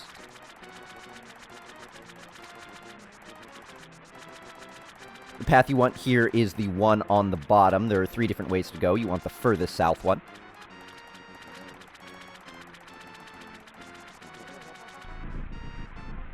And we'll talk to this Zora here. Finally spending some of the rupees that have been burning a hole in our pouch through most of the game. Spend 500 rupees here and get the flippers, or as they're called in the Japanese version, the finger webs. Continue dashing, jump off this waterfall. Keep dashing, jump off this waterfall. And dash to the left. Again, being careful to avoid jumping in the water. Be careful of the crabs here. They deal a lot of damage, but if you need any health, they'll occasionally drop a heart. Kill any Zoras that get in your way, and head through this whirlpool. Pick up the center rock. We'll warp back to the Dark World, and now we start Ice Palace. Come in, switch quickly over to your fire rod, and just like that switch in Palace of Darkness, where you had to be slightly below the chest and slightly above the corner, be slightly to the right of this statue so that your fire rod shot will clear it and kill this guy opening the door. 2 different methods for this room. If you've got sword beams, use your sword beams to kill the bottommost jelly to get that key. If you don't have sword beams, just go ahead and use your fire rod as well. That's fine. Dash quickly south here. Hit that button, and come through this door. If you're quick, those blobs will never hit you. Push this block to the right, dash down. As soon as you've got control again, go back up through the door. Now push this block up and dash right. Hold down the B button so you keep your sword charged as you come through the door. Release it about here to kill those penguins. Pick up the bottom skull. Press that button, dash left. If you do it quick, again, those penguins will never bother you. As you come in here, flip this switch. Get out of the ways of the jelly, switch over to the bomb, and again, just being slightly to the left of that wall, drop a bomb and throw it. If you get it into that corner, it will flip the switch and blow up the hole at the same time. This room can be a little bit challenging, but if you follow this trick, you'll be able to get it. Pick up this pot, move upward slightly, drop a bomb, move down, pick up that pot, line up against the bottom wall. As soon as the skeleton drops, throw the pot up and knock it to this top wall, and the bomb you dropped will blow up both of them. I'll show that one more time. Pick up this pot, drop a bomb, pick up this pot, line up bottom wall. As soon as that skeleton falls, throw up that pot, and you'll kill both skeletons. One last time. Pot, bomb, pot, wall, throw it up. Both skeletons die. Even if you get hit, it's fine. Got a conveyor belt room here. Kill this jelly to get the key. And now flip this switch, and through this door. Now this is the Ice Palace bomb jump. It's a little bit more difficult and a little bit more technical than the previous bomb jumps, but with some practice and some frustration, you'll eventually get it. Slash your sword, back up toward the pit, make sure Link is flush up against this top wall here. Now we're looking for the number of pixels that are visible on this triangle right before the pit. We're looking for 0, 1, 2, or 3 pixels. So as I back up, you can see right now I've got 3 pixels visible, 1, 2, 3. And those are the ones that mean that I've got a good lineup. Alternatively, I could back up and see 2 pixels. That works as well. There's a few different lineups, but as long as you see 0, 1, 2, or 3, you've completed the first step. Next step is we're going to drop a bomb, we're going to slash our sword, and we're going to move slightly downward. What we're looking for is a 1 pixel gap between the shadow of the bomb and the top of the sword. It looks somewhat like this. We drop the bomb, slash the sword, move down, there's that 1 pixel gap, and so we get blown across to the correct way. We could pick up the pots, come down here, hit this switch, and we could continue the rest of the room. I'm going to go ahead and show you this bomb jump one more time. Slash the sword, back up, make sure Link is flush against the wall, back up a little bit more, we've got 3 pixels visible, perfect, we'll drop the bomb, slash the sword, there's our lineup, we bump across, hit these buttons, to get past this fire stick, just dash into that wall, bonk across the pit, and head through. There's a bunch of different lineups for that bomb jump. I'm going to show you a graphic that gives you a little bit of an idea of what you're looking for. Practice it. Learn your own different lineups. It'll become smoother for you with a lot of work. That one's challenging, though. It's probably going to be the most difficult trick that you have to learn as a beginner runner. But you've got to get that trick down if you want to speedrun this game at any sort of competitive level. Keep practicing it. Use save states if you need to, and you will get it. Head down into this room, slash your sword. And as they get close, start moving downward and use the momentum of sliding on the ice to kill all of them with the sword spin. Practice that. If you only get 4 instead of 5 penguins, that's fine as well. Wait for that spike trap to move out of the way. This will take practice as well. Movement on ice can be manipulated with slashes. You can see if I'm just trying to move, momentum takes me over a lot. But if I'm using slashes, I get a little bit more control over my movement. Movement on ice takes practice. Just keep using those sword slashes. Dashes work as well. The point is, just get down those stairs, trying not to take damage. Now jump down this pit. The reason we did that bomb jump earlier is so that these blue pylons would be down already. Push the bottom block down the pit and jump down with it. As you come down here, you land on top of the block. If you don't move in any direction, while you're still standing on this block, you could pick up this skull, throw it down, walk up, push that block downward, and it gets you through that door a lot quicker. If you need any health, you could come through this top door here and powder this anti-fairy and either capture it or get full healing, as I'll do. If you need even more than that, you could come up these stairs. This door is locked behind you, but that's okay. We're not worried about it because we're jumping down this pit here. Takes us back through this room and puts us in a room with a bunch of regular fairies. Catch them, use them for healing, whatever you need, and then warp back. If you did all that, it will reset this block, so just go ahead and push it again, and come into this southern room. Pull this statue out of the way, as high up as you could go. I like to stop as soon as I hit that block up there. Switch over to the hammer, hammer this, pick up this block. I also like to switch over to the fire rod before I jump down, since that's the first item we'll be using. Then we jump in to the cold stair fight.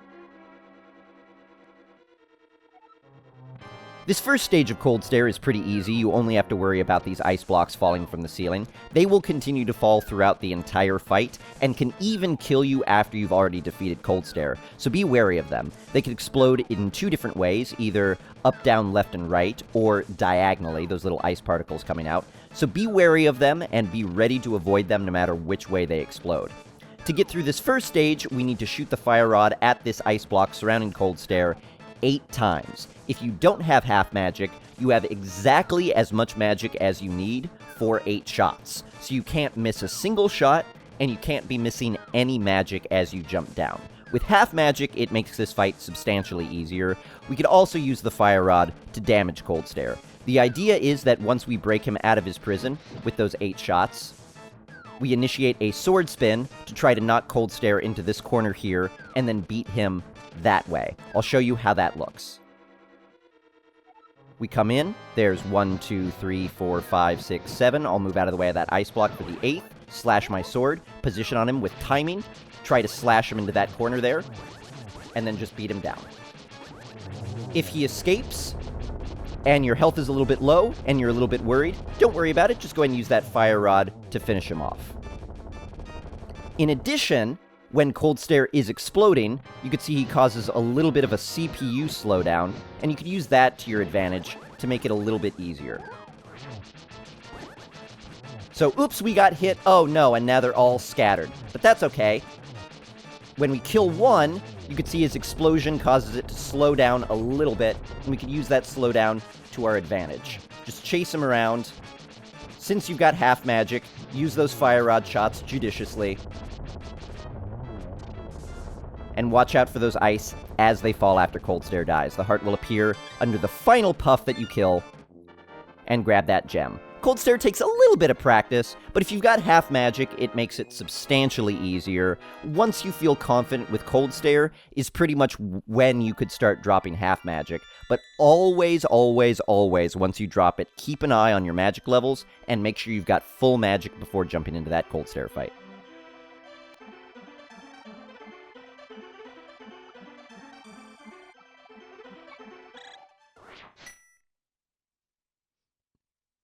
And as we come out here, switch quickly to the Magic Mirror.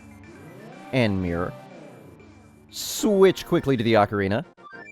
And Ocarina. Now at this point we have a bit of a deviation if you're doing the Tempered Sword route, which involves skipping the Gold Sword upgrade and the Silver Arrows upgrade. We would go immediately now to Swamp Palace. But if it's your first run, or if it's your first several runs, I would recommend picking up the Gold Sword and the Silver Arrows upgrade, which means instead we go to Misery Mire first. But before Mire, let's flute to 1 and do a little bit of a chore. Now we just climb Death Mountain, same as we did when we were going up the Tower of Hera before. Just do your best to avoid these boulders, and the gophers. Again, the boulders bounce around randomly, and they vary in quantity. Those gophers can move around randomly. So it is a tough climb, but do your best. Watch out for these bouncing spiders.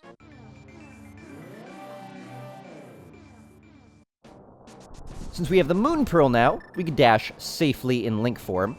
We no longer turn into a bunny. Try to avoid going into Tower of Hera a second time here. We just skip it, and we cross this bridge, switch over to the book, and we'll get the Magic of Ether. Common question is why we don't do this the first time we're coming up here when we're doing Tower of Hera. Reason being, in addition to the book, we also have to have the Master Sword in order to pick up magic. So we have to get it at this point in the game. Call your duck again. This time we're going to go to number 8 in the bottom right-hand corner of the map. One last item we have to pick up before we head to Mire. If you're short on bombs, this is a good place to get one. There's a 50-50 chance of that rock having a bomb underneath it. We're going to need 2 bombs here, one for right there, and one for Misery Mire. So if you're short, that's a good way to make sure that you've got more. As we come in here, we'll get the Ice Rod. We don't technically need it yet. We will need it for Turtle Rock, but this is a convenient time to get it. Switch again over to your Ocarina. And now we will go to number 6 for Misery Mire. Lift up this rock. And we'll head to the Dark World. Dash up here. Be careful of this red pterodactyl. They could be incredibly dangerous and takes a lot of damage. So be careful not to let him hit you. Switch quickly over to Ether and cast Ether right here. This will open the entrance to Misery Mire.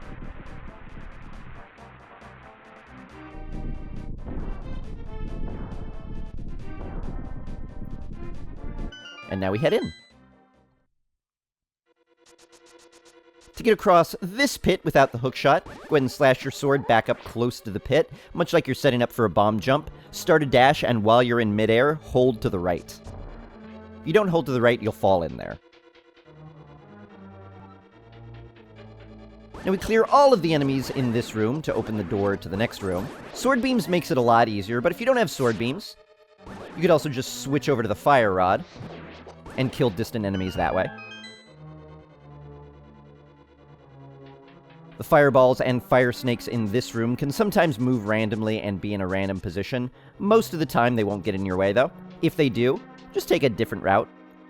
The goal here is to get through this door, and then through this door, and we find this key. Now we head back to the main room. Follow along behind this snake. Only the head of the fire snake actually hurts you, so you could walk safely behind them on their tails. As you come into this room, kill this jelly, flip that switch, grab the key that the jelly drops, and head through the door. If you still need bombs at this point, we need one more to finish off the dungeon. These bomb slugs have a guaranteed bomb drop. Just be careful of them. They're kind of dangerous. There's also a full magic healing under that pot, so feel free to get that if you're low on magic. This room can be a little bit interesting. We use a little bit of a glitch where we're allowed to shoot the fire rod over a block while it's moving. You can see if the block is not moving and we shoot the fire, it doesn't go over. But if we start pushing the block and while it's in motion hit the fire rod shot will go directly over the boulder like this. And for this last one here, just get it from underneath. We wait now for the path to open up. All 4 torches must be lit.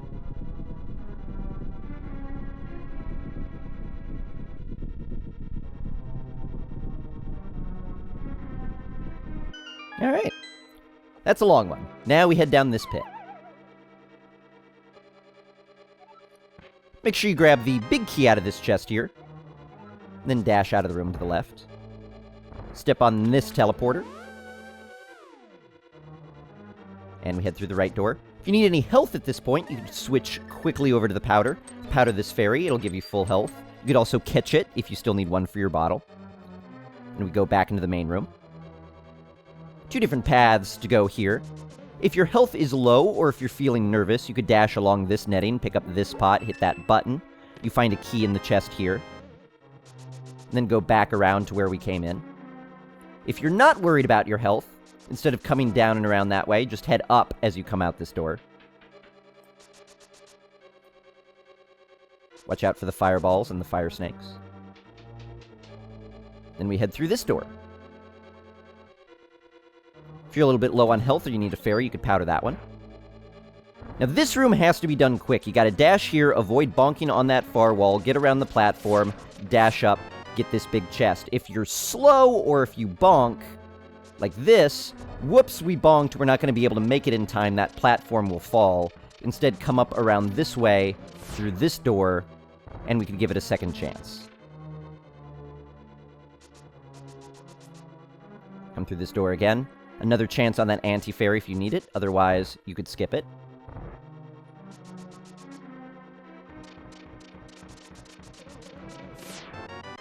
Grab the cane from the big chest. As you come into this room, dash through the door and hold the B button. That'll allow you to kill that skeleton immediately. If you got the safety key, you can now just go up and open that top door there. If you didn't, there's another key that you could get there, but it will cost you 3 hearts.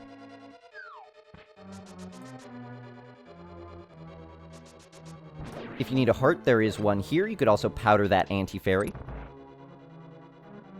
If you need magic, dash left along here, get that magic pot. Head across this platform and down the stairs. Now this dark room can be a little bit of a challenge. As you're coming in, switch quickly over to the cane and try to get that block directly on that button. The scary thing about it is if you get hit by those fireballs and so they knock you into a weird place as you're trying to get around, you might be accidentally pushing this block around. It'll knock it off the button, so you have to try to get it back on the button, but it's not quite there. Oh, now it's stuck. And you have all sorts of problems. So try to do your best as you come into as cleanly as possible. Get that block directly on the button, and without making contact with it, get around through that door. Here, just dash to the left if that skeleton gets in your way. Knock him out. This room has a bit of a path. Just dip down here a little bit, then dip down here a little bit. Dash over here, trigger that switch, and through the door. Here's where we need the bomb. I like to throw this one at the blocked path, but you could also just walk up and drop it there. As soon as it blows up, head through the door. Flip this switch, head back out again. Again, if you're in need of health, these anti-fairies here could be a good source of that. As you enter here, you want to do this quickly and nothing will ever bother you. Just dash upward, throw that pot onto the switch, and then head up these stairs. I like to have full health right before the Vitreous fight. There's one more anti-fairy, so I'll switch over to the magic powder, powder it, and usually this will give me full health before the boss. Now, Vitreous can be a bit of a challenge. We see as we walk in, he's surrounded by those eyes, and these eyes will come out and attack us. They deal a lot of damage if they hit us. You can see 4 hearts here. This is also a poisonous area where we'll lose hearts, and every once in a while, Vitreous will do that little lightning bolt attack. Very dangerous fight, but there is a fun, fast way to kill him, and I'll show you that. As you're coming in, slash your sword to the left and walk up, and we fight him aggressively. We head in here and just initiate sword spins on these eyes. It takes 2 on each side. The important thing is you need to avoid poking the little eyes with your sword. You need to avoid accidentally slashing them, and you need to avoid them running into you. Any of those mistakes will cause them to break your sword charge, and you won't be able to initiate your spins. But with a little bit of practice here, you should be able to pull that off. At the end, after they're all dead, switch over to the bow and arrow and put in 8 shots into Vitreous's eye, unless, as I did, I spun him once, so it was only 6 for me. And there's Mire.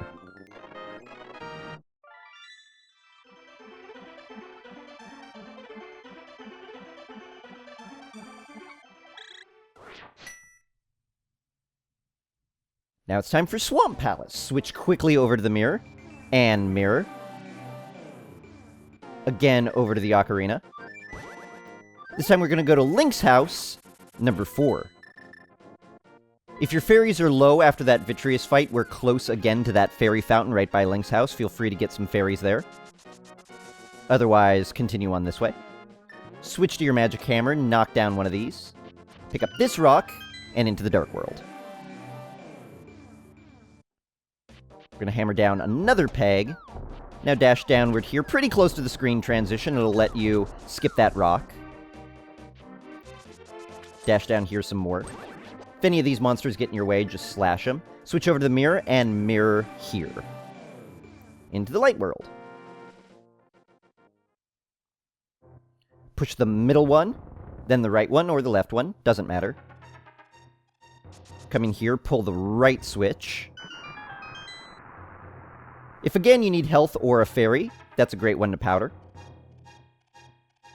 And we head out. Go back through the portal that we made. And into Swamp Palace.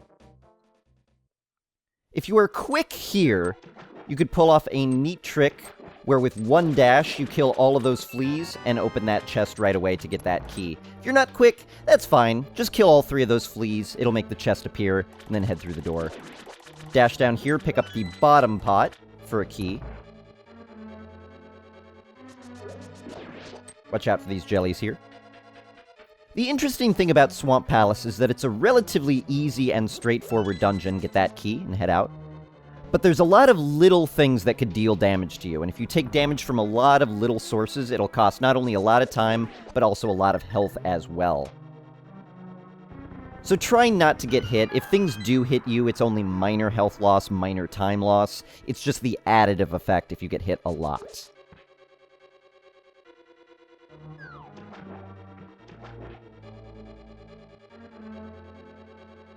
I like to dash off this ledge so that my sword kills that flea. If that second one gets in your way, just dash through him or slash him. Note about these fireball shooters, every time you slash your sword is when they shoot a fireball. So be conscious of the effect that that has. As we head through this door. We grab another key under this pot. Now we're going to head to the right, back into the main room again. Watch out for the monsters in this room. Now we dash up over to the northwest exit. Flip this switch from the other side of the barricade, push this lever, get some more water. And as you're leaving this room, this is one of the most important things to remember in Swamp Palace. As you're leaving, make sure you slash that switch again. If you forget, you're in for a world of hurt and a lot of time lost later. So always, always flip that switch on your way out. If you're not sure if you've remembered, as you come back through this room again, these blue pylons will be raised. That's what you want to see.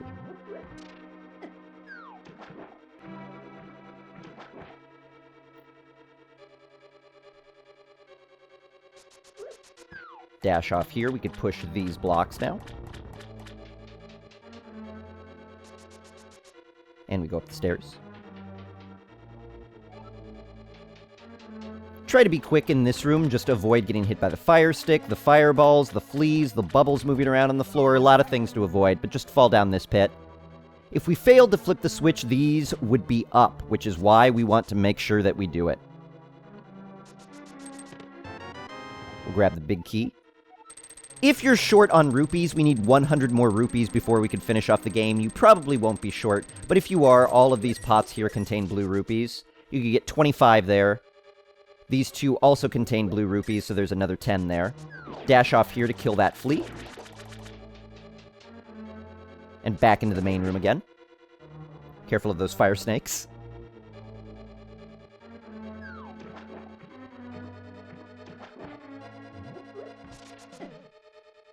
Those fire snakes will get you. And as we head into the main room, come back up here now, get the hook shot. As soon as you get it, switch over to it, hook shot to the right on this pot here. You'll find a key under here. Jump down, head back up to the big chest.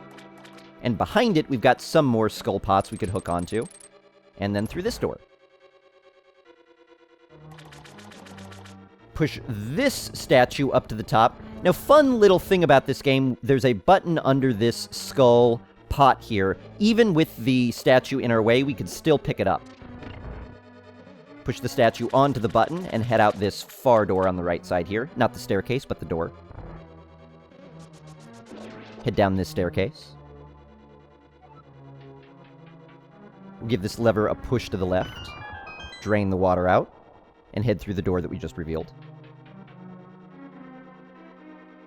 I like to dash here because sometimes that flea can move up and get in your way. Same reason I like to dash here. Through the second waterfall to the right. Several items in this room. If you need healing, these pots will do it. If you need arrows, that pot will do it. And up these stairs. Dash through here. Now, we've got to go to the right to get this key, and the flea on this room can either be lucky or unlucky. We got unlucky. If he gets a lot of big movements, he's going to hit you when you jump off, and there's really nothing you could do to avoid it. Just take that damage as you head through this door. We're heading now into the Argus fight. Dash up through the door. We'll just use the hookshot here to grab onto all of these little puffballs. Argus can move big moves, or he can move small moves. Just do your best to stay out of range of him. Grab on all of those puffballs and kill them all. As soon as you've got them all, and he finishes his movement, he'll fly up in the air, hug this corner here, make him fall down, hit him with a spin, make him fall down again, hit him with another spin. Argus is one of the more straightforward boss battles. It's just a matter of killing him.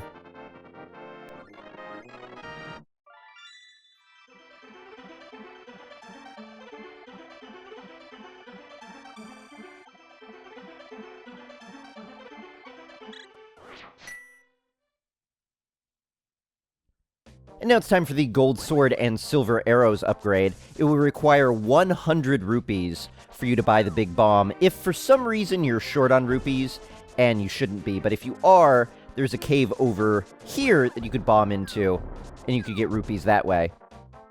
But we have enough, so we'll just head straight to Link's house in the Dark World here.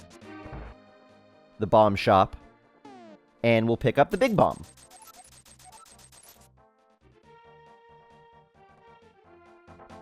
And as you come out here, just mirror back to the light world whenever it's convenient for you.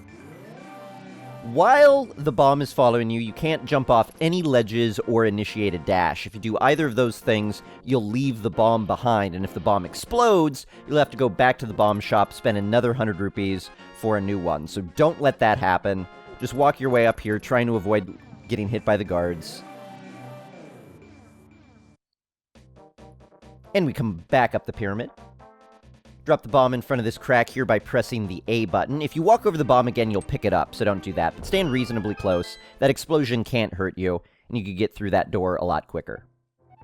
As we come in here, I like to throw the sword first, just because the bow and arrow is in the very first slot. So if we're recklessly spamming the A button, we might accidentally throw the bow and arrow in twice. The order you do this doesn't matter, but I do the sword first. Now we just wait here for the conversation to start up again. And now we could spam A and throw in that bow and arrow as well.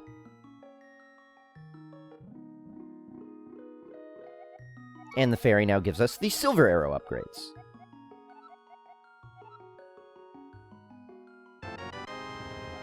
And we head out. Immediately as you're walking out, hit that mirror. Switch quickly over to the ocarina. And we're going to flute up to 1 back to Death Mountain. Just as before, avoid the boulders and the gophers as best you can. This time, instead of going to the top, we're going to dash to the right.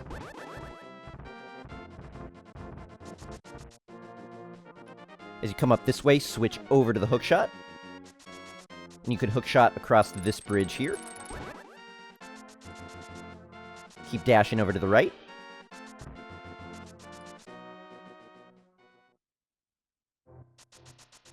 In this room, go up the stairs on the left. Dash through these mini Moldorms so that they can't hurt you, and out this door. If you need a fairy at this point, you could bonk into these pile of rocks to get one.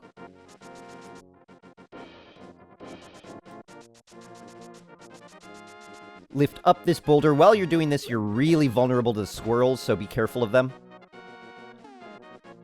Switch over to the hammer.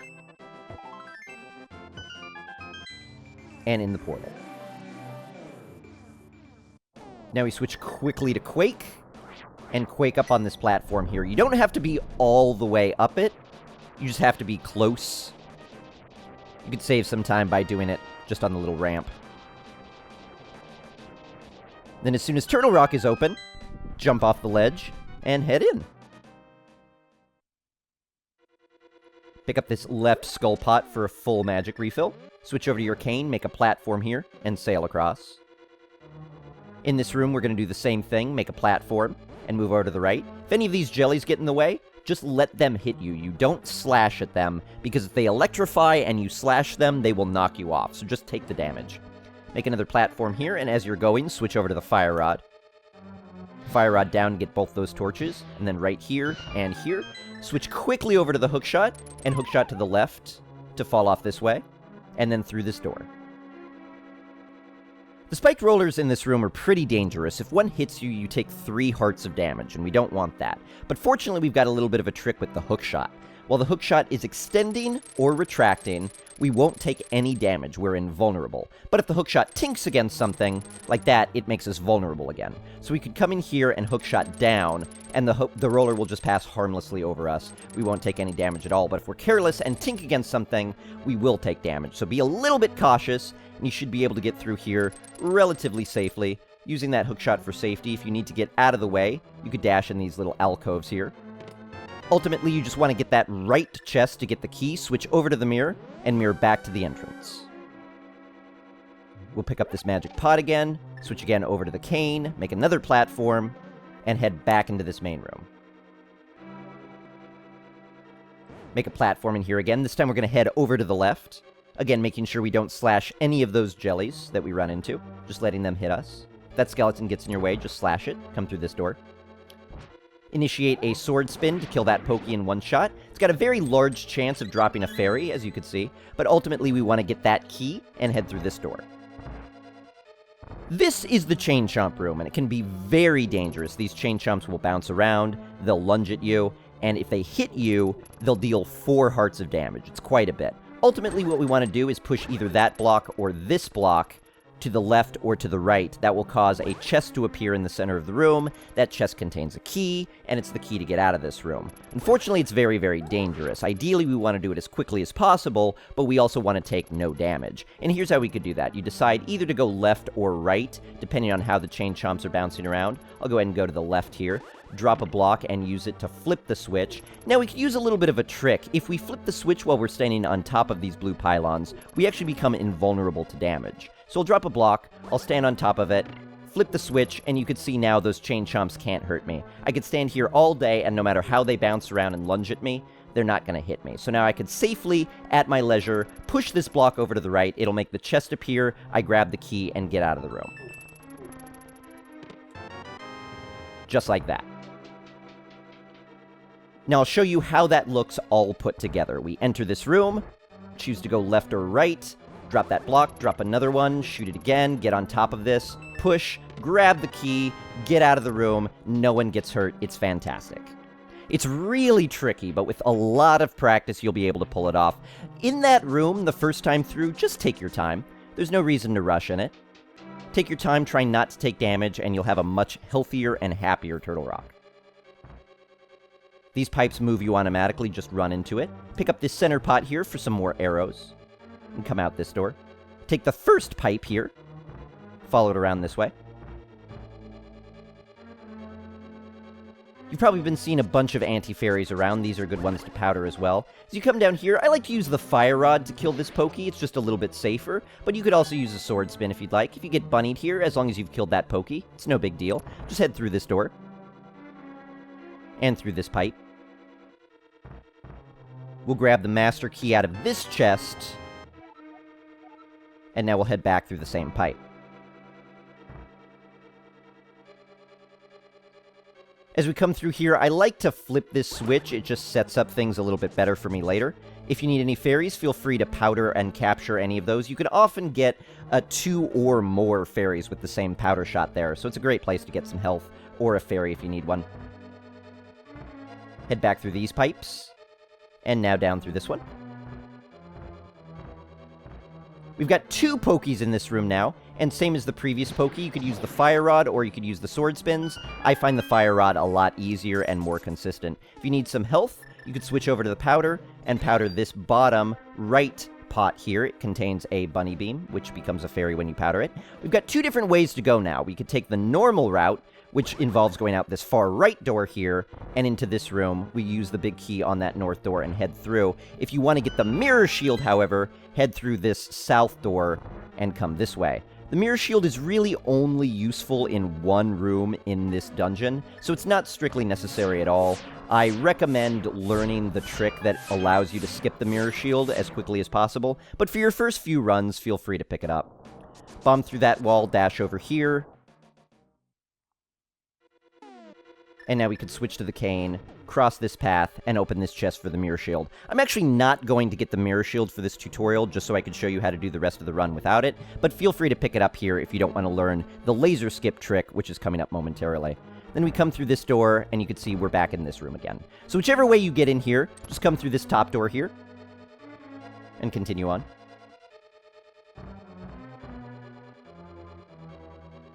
In this room, just initiate a dash upward. You'll bonk through there, and then run in. For this room, I like to drop a block right here. As soon as I see that I have safe passage, I'll come through these pylons, hit Y again to flip the switch, grab the key, drop another one, fireball it, and get through the locked door. As we come down into this room, drop a platform here. This room is a bit of a maze, so pay attention to the path I follow. We could also use the hookshot for some hookshot invulnerability to avoid taking damage from these fire sticks. As you get better, you'll probably just take the damage, but for these first couple of runs, health is really important, so we'll use it to avoid taking any damage. Just come onto this platform, hold right, and then hold down. Continuing to hold down will make sure you follow this correct path. Pick up this pot, hit the button, back onto the platform. Holding right now. Any of those fire sticks get in the way, just hookshot. Now we're holding down, now we're holding left, hookshot. We're holding left, we're still holding left, we're still holding left, we're still holding left. This will take us to the right place, and through this door. In this room here, just initiate a dash downward, knocking that Helmsor out of the way. If you switch to the hookshot, you'll have to move back to the cane at this point, otherwise you'll already be on the cane. Nevertheless, we'll use the cane to knock this beetle off here. Get that block out of the way. Now, this is the part where you could use the mirror shield. As we get in front of this eye, it will shoot lasers at us. If we had the mirror shield, we could just walk straight there and the mirror shield would protect us. Without the mirror shield, we have to use a trick called laser skip. I like to line myself up right here on the intersection between these two tiles, about right there. And if you're standing here, you can initiate a dash to the left. That dash will just move around that ledge. And if you press up at the right time, you'll get into that little alcove where the chest is. If you do it too early, you'll stop yourself on the ledge there. If you do it too late, you'll bonk into the wall. So it's all about timing, but it looks like this. And if you do it just right, you'll get into this little alcove, get to find the key here. On the way out, kind of the same thing, just line yourself up against that pit right here, and you won't get shot, and you could dash right out of the room. Laser skip is a pretty complicated tactic, but with a little bit of practice, you should be able to get it pretty consistently. Just look for your lineup, dash to the left, get your timing, and you'll be just fine. Line up against this wall right here, and you can do a key dash through this door. If you need any health right before the boss, this anti-fairy is a great place to get some. Just go ahead and powder it. If you don't need any health, just go ahead and flip this switch. Head up through here. Throw this pot at the switch there. Drop a block. Activate the block. And you can head through this staircase.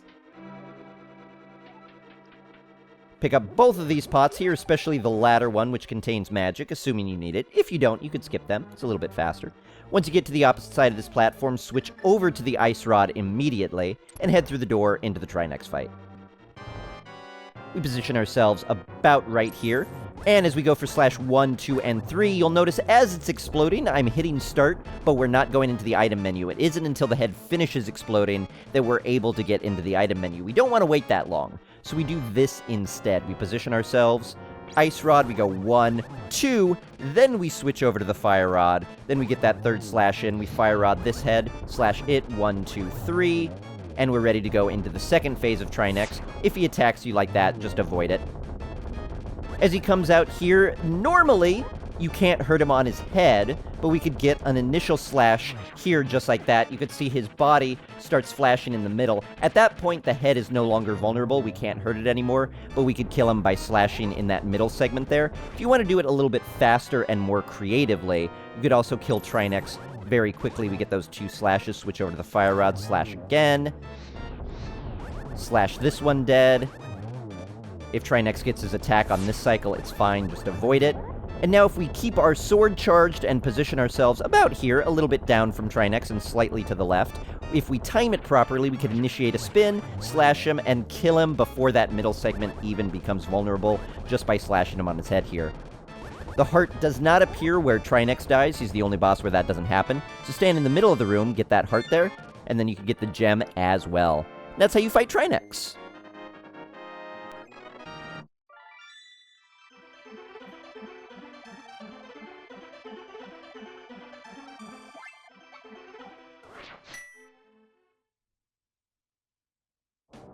We'll leave Turtle Rock now and head over to the final dungeon, Ganon's Tower.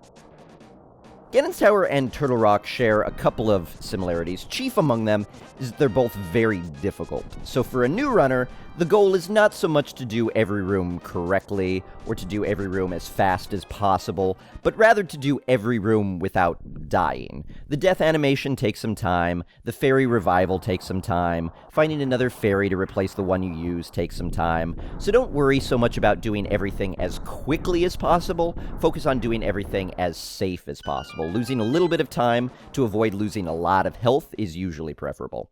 That being said, I'll show you what I think is the best and easiest way to do every room as you're starting out, and you can go from there.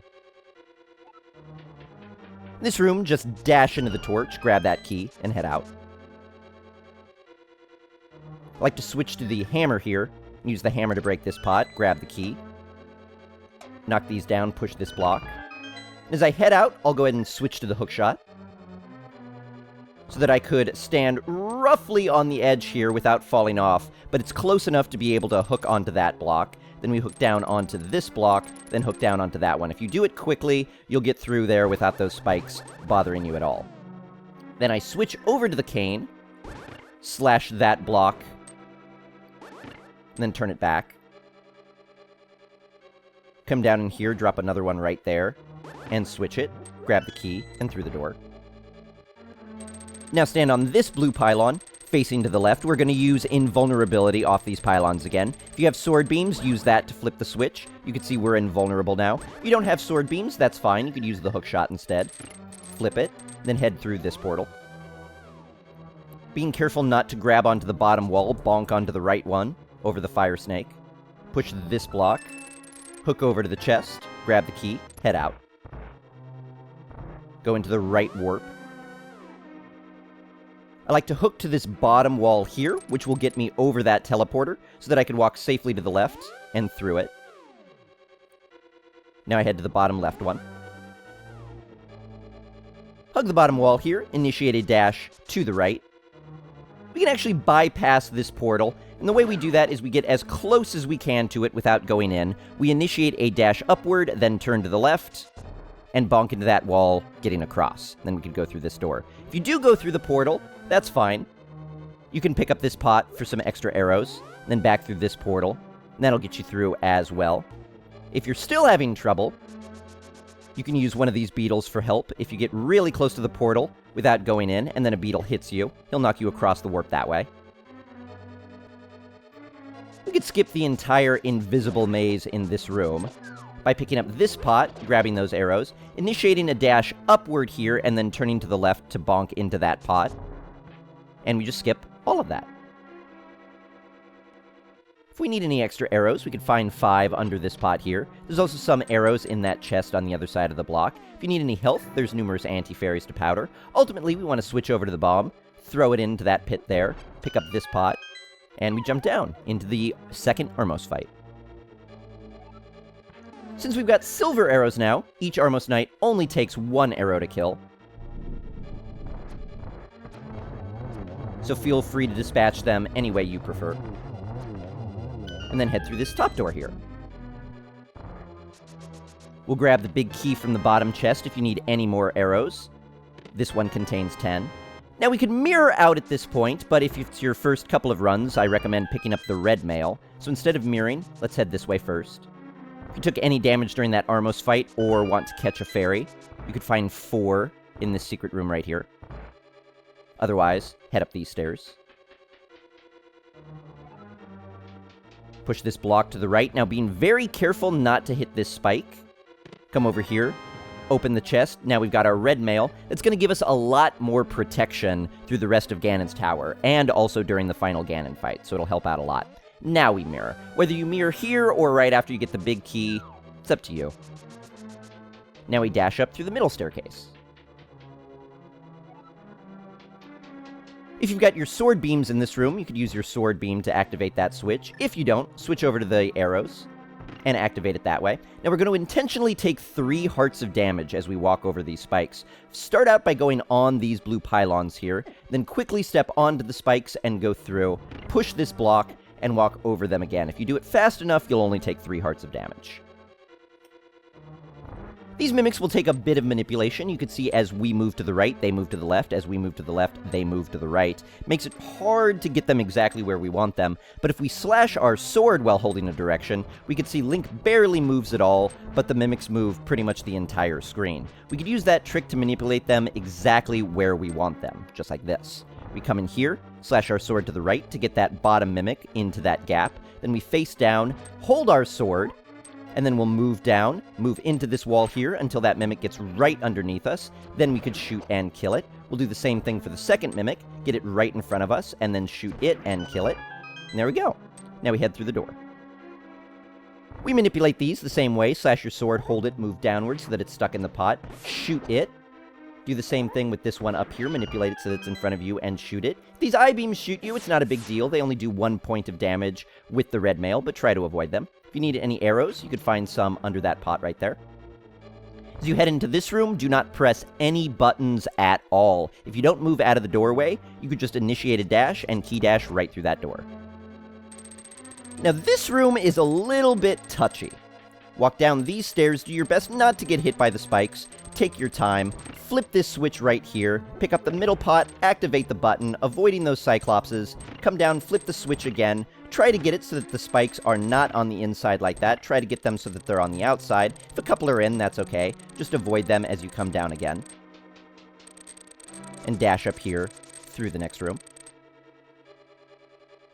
For this cannonball room, just walk bravely across. If any cannonballs get in your way, just wait for them to get out of your way. If you're short on magic or health at this point, or want to catch a fairy, initiate a dash to the right, turn up to bonk across that gap, switch over to the bombs and bomb this crack in the wall, and head through here. You could find a bomb in this top pot, 2 fairies here to either catch or heal you, and also full magic in that bottom pot.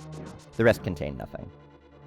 Now to get across, bonk into this bottom wall and hold up, and you'll get back and up the stairs.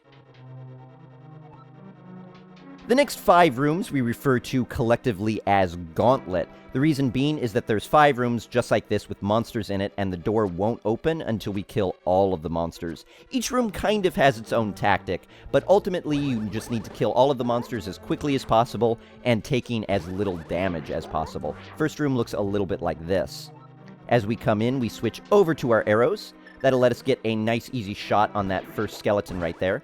Then I just kill the rest of them, either with sword swipes or with arrows, whatever's most convenient. Head through the next door. I like to use the pots in this room to kill the skeletons. You could also use arrows or slashes. To the next room. I like to use the pots in this room as well to kill the horse heads. Movement in these rooms is largely random. You just have to do your best to anticipate where you think they're going to be. As you come in here, slash this horse head, keep moving down, slash that one as well. I like to initiate a dash here in hopes of hitting that skeleton. Then we kill the horse head. We remember from Ice Palace that dashing on ice is the easier way to control it, so we dash around that way. If you need some health, feel free to powder that bunny beam. Now we head into the Landmo fight. Landmo will die to 1 silver arrow. So just like in the first fight, time it and try to get 1 arrow into each of the 3 Landmo as quickly as possible. If you need any resources, there's plenty in here. A magic under this pot, health under this one, arrows under this one if you need it. Head up the staircase. This room is pretty fun. Move over to the right, switch over to your cane, drop a block in the center of all 3 of those wizards, and then release it to kill all 3 of them in the same shot. There's an invisible walkway here. I'll show it to you so you could see it. Ultimately, you don't need to do that. Just remember where you go and walk safely through this door. This room, just initiate a dash to the right, then head through the door. You'll already have your cane equipped. Drop the block, release it, dash up through that wizard. Head through the door here. Move a little bit over to the right. It makes it less likely that the guards are going to dash into or going to hit you, but then just dash upward. In here, switch over to the lamp, follow this path, pick up this pot, light this lamp. Pick up this pot, light this lamp. Then light this lamp. Move slightly over to the right so that when we dash down, we avoid that pot. If you need magic, you could find it here. Switch over to the fire rod, light the final torch, head through the door.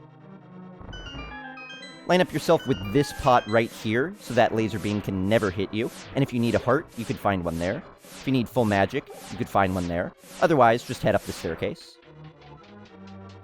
light the torches just like this, light it, then this left one and the right one, and we head through the door. If you need a bomb, you probably don't, but if you do, you could find it there. Because we do need a bomb in this room. Move to the left here, drop a bomb, and throw it downward. The conveyor belt will carry it over to where you need to be and blow it up here. I also like to initiate a dash here to move that big spike in the way so that I can get safely through the door without it bothering me. Flip this switch. If you need a fairy, you could powder this one right here. Don't forget to pick up this pot and get this big magic refill. It's one of the most important in the game because we need a lot of magic for the Ganon fight, so you want to have full magic at this point. Then we head through the bottom door. And now we get to fight Moldorm again. Dash in, switch over to the hookshot, because while Moldorm is exploding, we can't access the item menu, remember? Moldorm only takes 2 slashes with the gold sword, so finish him off quickly.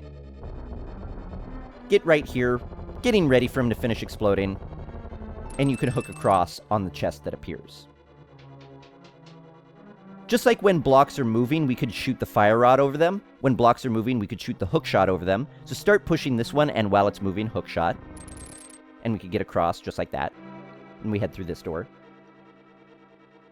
This room is a little bit scary, but it's not that bad. Just hookshot that Helmsaur, move yourself to the middle of the room, and then dash upward, and you go right up the stairs. The key point is just making sure that those bumpers aren't in your way when you initiate that dash. As soon as they give you that opening, dash upward, and you'll make it through just safely.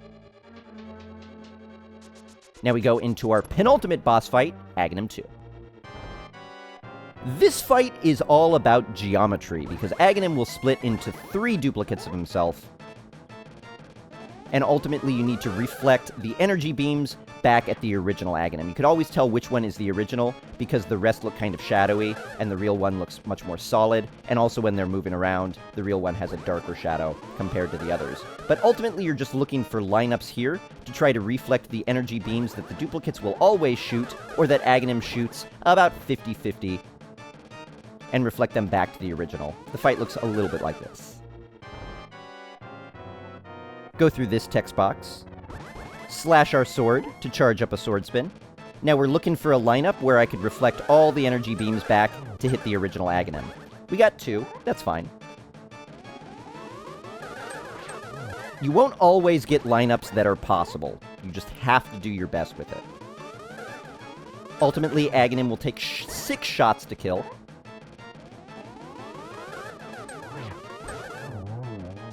You should be able to do it in a few cycles.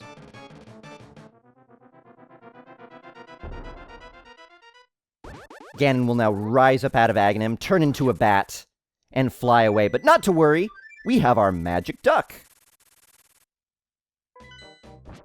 who soars us in to the top of the pyramid, where we can finally initiate the last boss battle. Let's take Ganon out. This fight is pretty straightforward. With the gold sword, get a slash on Ganon before this text box starts. For this first cycle, we need 6 slashes on him. He'll only throw that trident around, so do your best to avoid it as we get those 6 slashes in. For the second cycle, we need 6 more slashes. He'll use this fire attack. Use hookshot invulnerability when the fire expands, and when it contracts to avoid taking damage. Avoid these fire bats if any corner you. Just use hookshot invulnerability to avoid taking damage. For the third phase, he'll teleport around the room randomly. Just follow him and get a slash on him as soon as he appears. For the rest of this fight, we also have to be really careful to not fall down those pits. If we fall down a pit, we gotta start this fight entirely over again. Ganon will sometimes be trolly and do a lot of teleports. Just keep following him and get a slash on him as soon as he becomes visible. After the 4th hit, we switch over to the silver arrows. He'll give us a bit of a dialogue box. We get a slash on him, turn him blue, and hit him with the silver arrow. I switch quickly back over to the fire rod, because these torches will go out, and I want to relight them.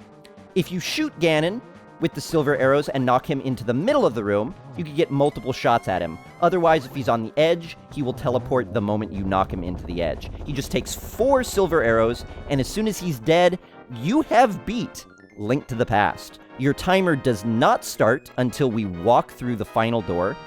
So wait, accept your praises, and walk through this door Stop your timer. Link to the Past is a challenging game. It's a challenging game to play well, and it's a challenging game to play fast. So don't feel bad about your first few runs having a few of those safeties. Don't feel bad about getting 1 or 2 bottles. Don't feel bad about getting powder, about getting half magic, about getting the net, the mirror shield, the red mail, the silver arrows, the gold sword. All of these things are going to help you to get through your first run without getting frustrated and wanting to quit. After you've completed your first run, you could work on speeding up things a little bit, learn strategies in different rooms, drop some safeties, be a little bit riskier. But if your first few runs just focus on completing the game, completing it faster comes later. That'll come with practice, that'll come with time. Don't worry about it at this point. Just try to get to this Triforce room as cleanly as possible. Gradually start dropping those safeties and learning more advanced tactics for rooms as you go. And you too will be a Link to the Past speedrunner. I wish you the best of luck in your first few runs. I look forward to seeing your name on the leaderboard, the speedrun leaderboard. But for now, you can feel good about completing your first full run of Link to the Past. Any time under 3 hours is something that you should be really proud of. Your first goal will be to complete the game in under 2 hours. That's a great initial milestone. And you will accomplish it.